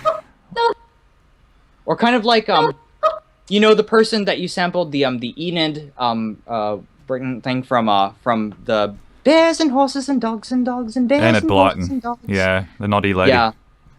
I absolutely love the quality of that maid's voice that was in that. Okay, so anyway, back to the webcam. Back to the webcam. Hey! Can't see you. Now I can see Batman. Hey! Batman and Wonderful the to Ninja be Turtles here. tie. Yeah, so we've got some questions. That was, of course, Bing inside of Skye's GarageBand application. Yes. Oh, hey, Skye, are you a fan of this show, Steven Universe? I'm really entranced by the music in that series. We've got more Steven Universe friggin' questions. What is the Steven Universe shit? Yeah, we just talked about that. No, we're not fans of that show very much. I haven't even seen it, so I probably never will, sorry to say. It is an okay. anime thing, right? It's a cartoon thing? It's an American cartoon, but it is heavily inspired by like Super Sentai and Sailor Moon and stuff like that, which are shows that I actually do enjoy. Okay. Can you compare it to the 80s Astro Boy at all? Actually, no. There really isn't much in So it common really with is just not what I'm thinking of at all. Okay. Oh, it's just a very it's kind of gritty and like mean-spirited sometimes. Okay. And they try to put in philosophy, but not very well. Okay. Antoine Bandel says, is Sarah from I'm 11 in 2011? Yes, she is. And she was in the building a second ago, wasn't she? Yes, she was. Handing you the water. Yeah, she's brilliant. Is she in the building, Skye? Yeah, she's still here. Sarah Sonomura. That's a really awesome sounding name, actually. Yeah, it's it a lot is, of right? S's. We got the sibilance going on over here. Yeah, Jesus. Tom the Pony says, I love Sarah's voice. I do too. Yeah, she is amazing. She's one of my primary inspirations, and even just my day-to-day existence, man. My family is amazing. There's no two ways around it. Massively talented. I've got to be honest though, I've seen a lot from your mum. I've seen a lot from your brothers, your sisters. I have not seen much from your father. I would love to show you just how talented he is. What is it Like- then? He's just like- too shy? He doesn't get the whole YouTube thing, or what? We'll get him. We'll get him out there. We'll get him out there. We'll yeah, hook, line, and sinker. It's actually one of my life goals, just to make it so that I can showcase the amazing talent that I've been so privy to listen to and to become who I am today through. Cool. Good. Yeah. Efrio says, do you guys know Bo Burnham? Yes. Yeah, but not personally. No, obviously. What is Bo Burnham? What's it about? He's a comedian who got popular on YouTube way back when for doing like silly little piano songs that were slightly politically satirical.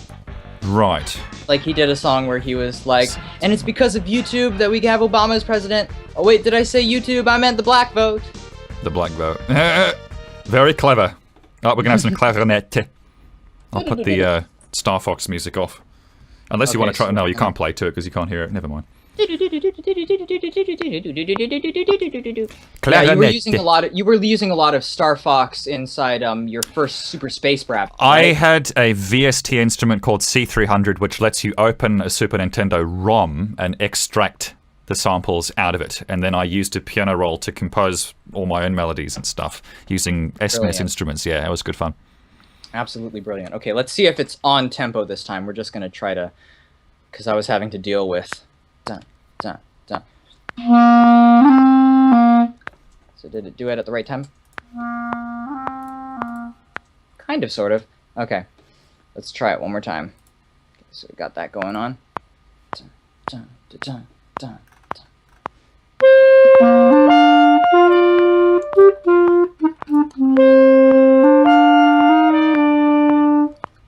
Okay, let's see if it...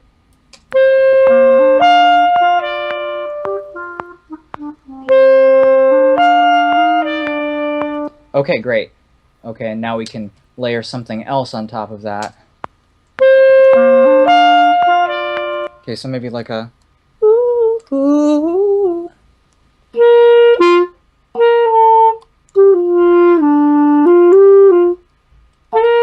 Okay.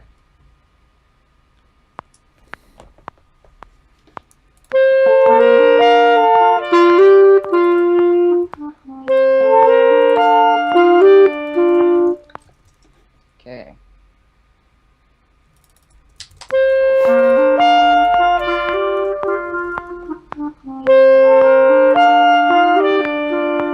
Nice. Let's get something going on underneath.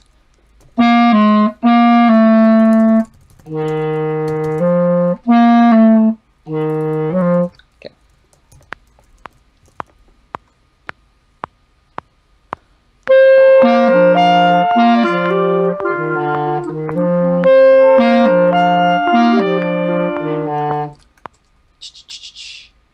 We're getting a lot of just natural chords in there, though. I feel like it should be more at 90.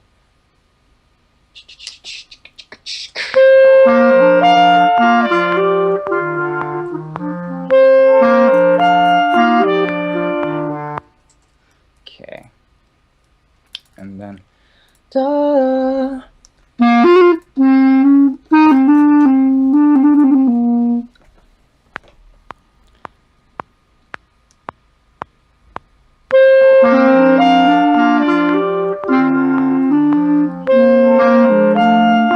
Nope. Da da da da.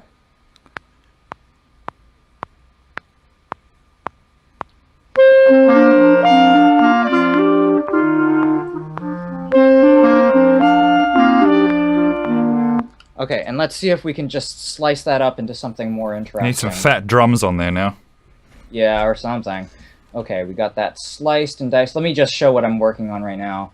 Okay, this is what it looks like at the moment. Okay.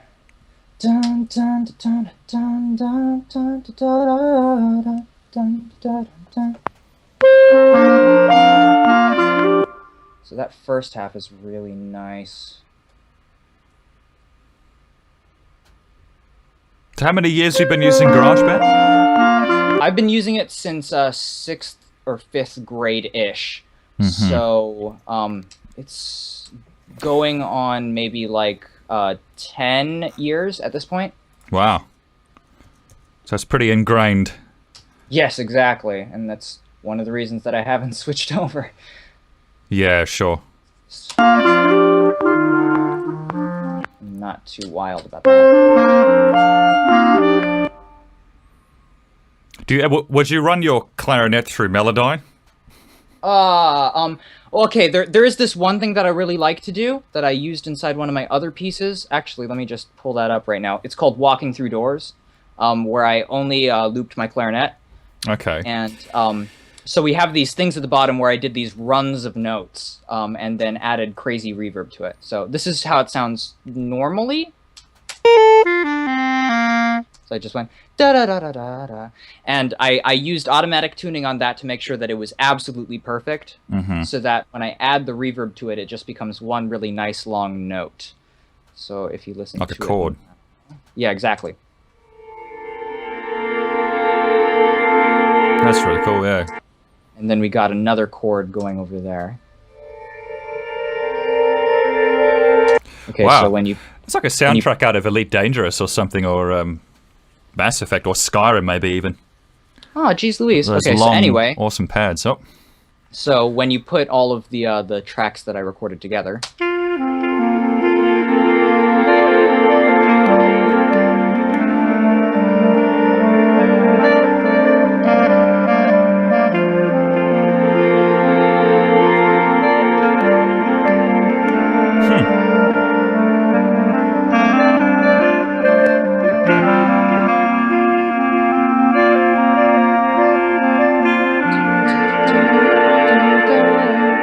Wow, man.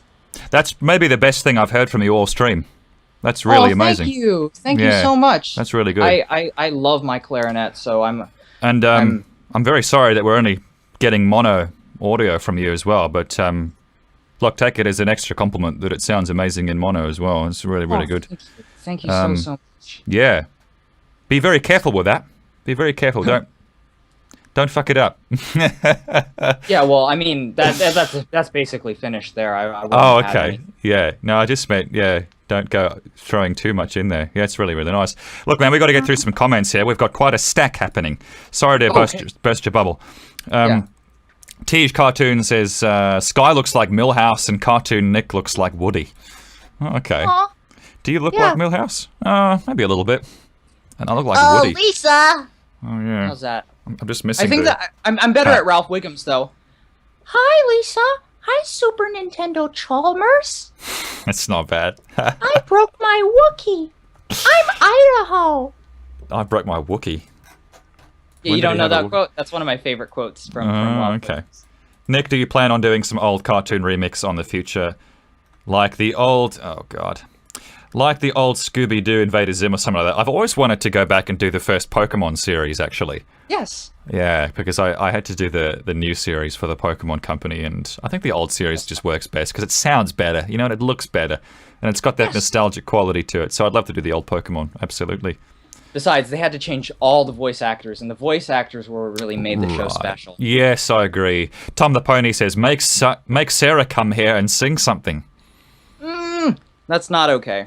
Well, you should just go and subscribe to Sarah's channel, and then maybe Sarah will make a stream of her own. Is she not done up? Is she? Is she no, in her loungewear? Just, I think that she gets asked to do too much because she's too amazing, and I don't want to impeach upon her. Oh, okay. So she's not a slut machine. I don't think that anybody should be. No. I don't think that's how life works. Skye, are you a fan of the show Steven Universe? I've already asked that, sorry. Well, we've already... Yeah, someone's asked that already. Okay, so I've actually mixed my list up here.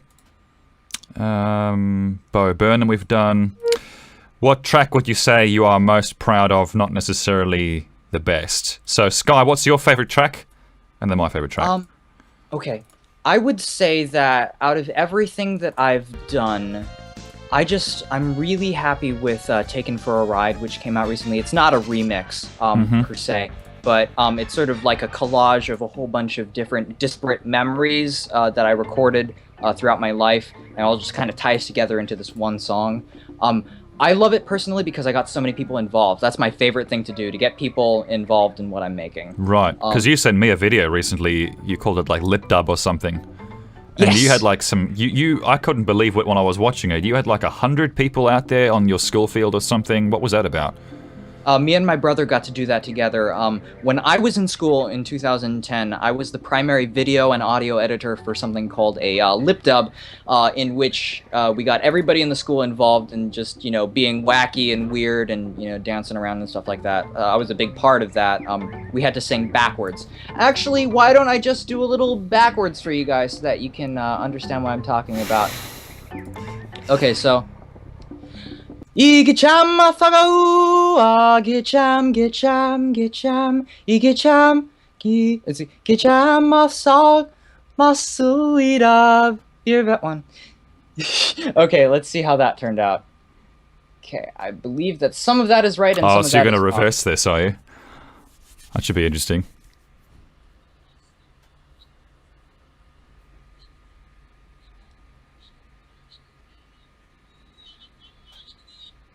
Yeah. I Yes? got the magic, man. We didn't hear it though. Oh, you didn't hear it? We You guys didn't didn't hear it? No. Oh, okay, too bad. Too bad, so sad. Let's try it one more time. Yeah.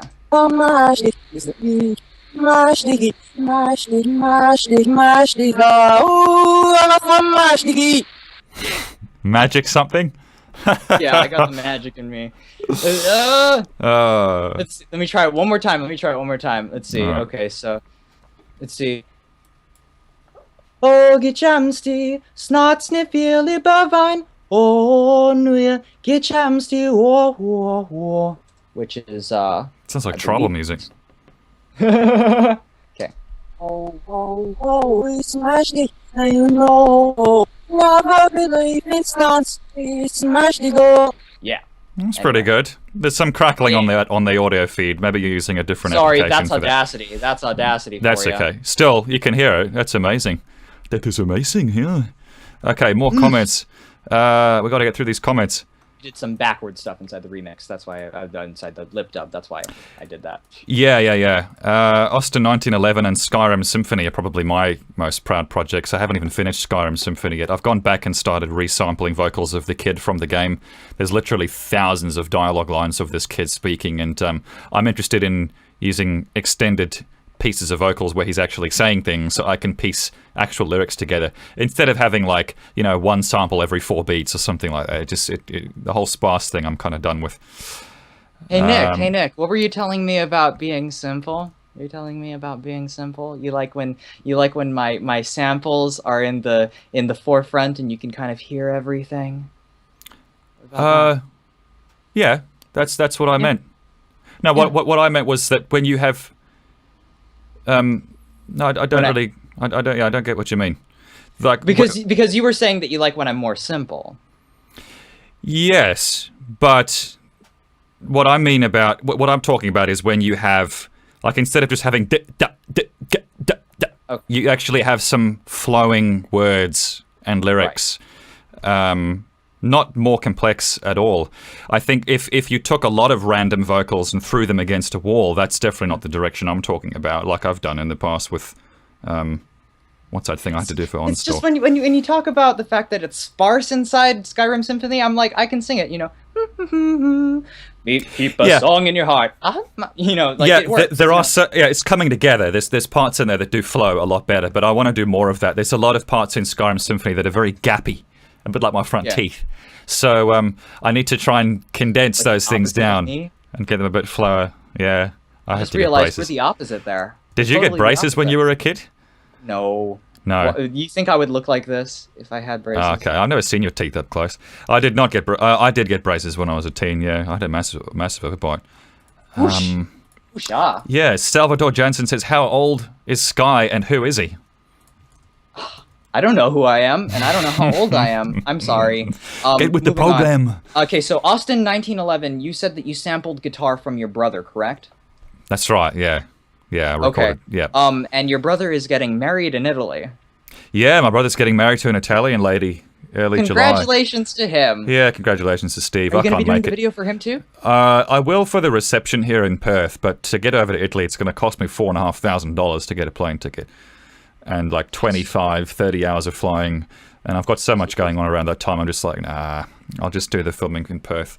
So I think that a lot of people are very confused when they realize that you have a brother that you don't really talk about, but like he was into mobile gaming for a while, and he made some mobile games. Yep. Music. Yep. He did some. Yeah, he's studying IT security now or something like that. And he was also in Italy because he was trying to become a tailor. A tailor. Yeah. That's he's such like a twice. cool thing to want to be. Yeah, he's like twice my size, and he's sitting there at home with like a sewing machine. Yeah. Slight role reversal there. I like it. Yeah. Jim Xeyes says, when will you release some of your samples, Pogo? I don't know. I don't think I'll ever release my samples. You would release your sample packs, though, wouldn't you, Skye? You wouldn't have a problem with that. I have. Everybody who's asked me for my stuff, whether it be Bing, Is It You, or Great Scott, has gotten everything that I've ever done. Mm-hmm. Yeah. Right. Because, I mean, like, okay, so I think part of the reason that I feel the way that I do is because the way that I learned how to do specific coding, or the way that I even learned how to animate, was by opening other people's flash files and then like taking a code from theirs and then sort of working it into a different context and stuff like that. So I'm like, if I didn't make my stuff open source, then I'm kind of ridding people of you know, the chance to learn the same way that I learn everything. Right. Okay. Yeah. It's just the way that I think.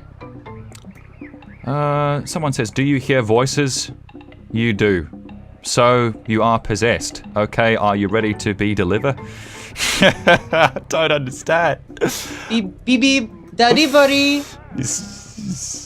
My girlfriend just graduated high school and we've been listening to your music since we started dating 6 years ago. Could you please say congratulations on stream? Her name is Alexis. Congratulations, Alexis. Congratulations, Alexis. Congratulations. Oh my gosh, that makes me so happy. Oh my god. That is so cool. Can I help on the old Pokemon mix, says Showtune speaking. Yeah, I should get someone to collaborate with me for a change. Are you also said you're not big on collaborating, right, Skye? It's a bit of a new concept to you. The thing is that I'm starting to get there. I'm starting to find friends who I can do that with.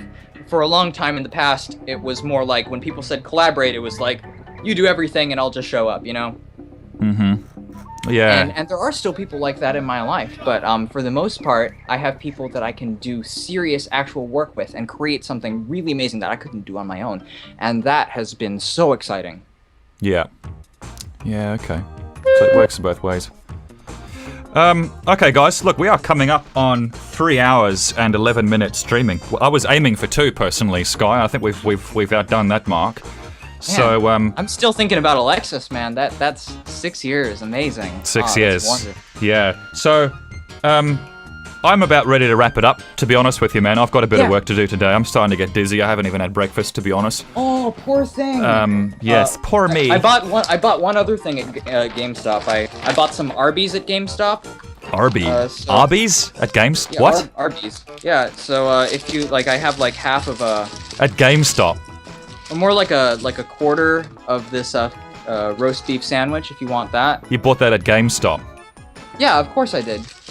What are you talking about? That's a game shop. You bought Arby's food at a video game store. You know, as one does, right? You guys know what I'm talking about, right? I don't know. EB Games in Australia sells video games and nothing but. What you just said is like buying, I don't know, Dark Souls 3 at a car sales floor or something. That is very, very strange to me. Must be an American thing. I don't know. I'm joking. Arby's. No, you're running. You're pulling my leg. You're pulling my leg. So yeah, guys. It's been a really, really awesome stream. I just want to say to everybody, thanks so much for coming down, and thank you very much to my guest, Skye Sonomura, Homestar Runatron on YouTube.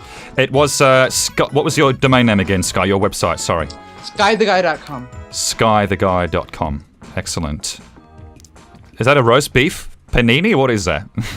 It's roast beef and it has horseradish in it, and it is amazing. Wow, that sounds alright.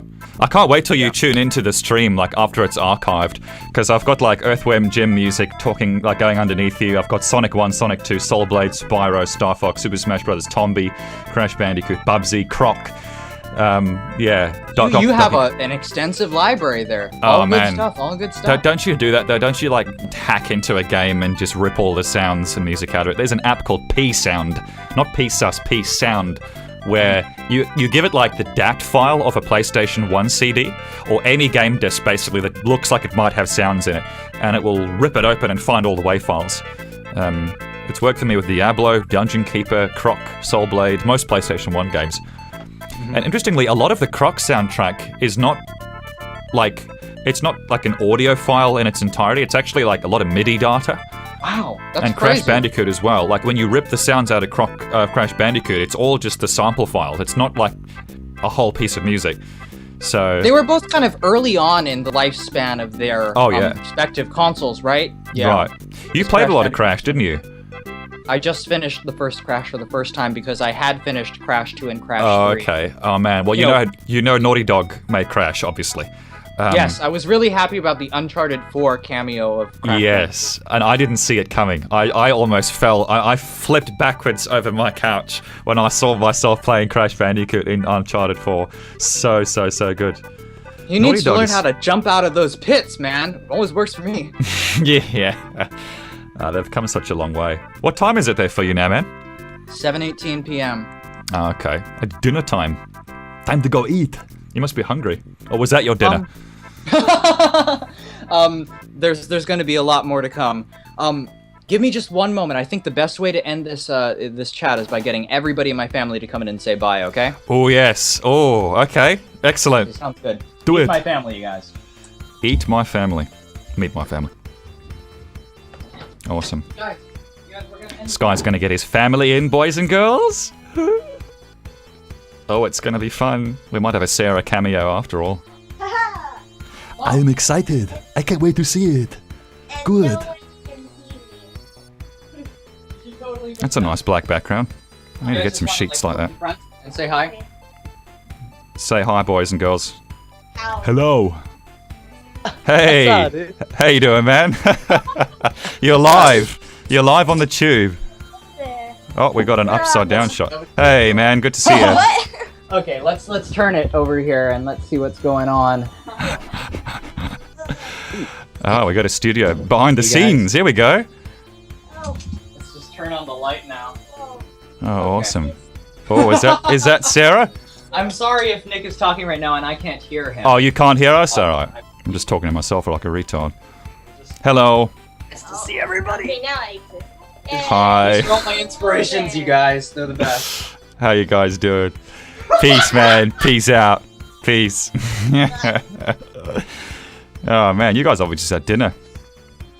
That is so cool. You should do like a tour of his house one of these days. This is so cool. You should do like a tour of your house one of these days, like with all of your creative studio space and all of your instruments and stuff. There's an Animal Crossing poster. Animal Crossing poster. That's so awesome. Hello. Hi. This is so awkward. He's saying this is so awkward. This is so awkward. I'm very sorry. How you guys doing? Hey man, I haven't seen your face before. That's amazing. That is amazing, yeah. Thank you so much. Thank you so much for being such an inspiration to Skye. Oh no, likewise, man. Likewise. Your son is insanely talented. You guys have no idea. You have to repeat that, Skye. You have to say that. You got to talk yourself up. Same here.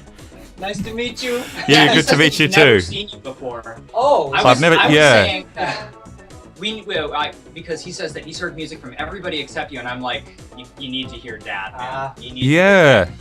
You're not on the tube anywhere, man. Apparently you're. I just need to get a grip of myself and just do it. Just put something together and put something. Just psych yourself up. Get into the zone. Yeah, he says get into the zone. I will. Yeah. Oh, that's so cool. It helps to be inspiration for Skye and for folks like you. Thank you. Absolutely. Oh, thanks, guys. It's so good to have you on. Thanks so much. Have a great night. Absolutely radical. He says have a great night. Fun times. So thank you so much, everybody, for tuning in, and thank you, Nick, for letting me be on. Absolutely. That's an awesome exit. Thanks so much, Skye. We'll see you again next time, guys. Thanks for tuning in. Thanks, Skye. Have a good night, man. I will. Peace out, brother. So, dude.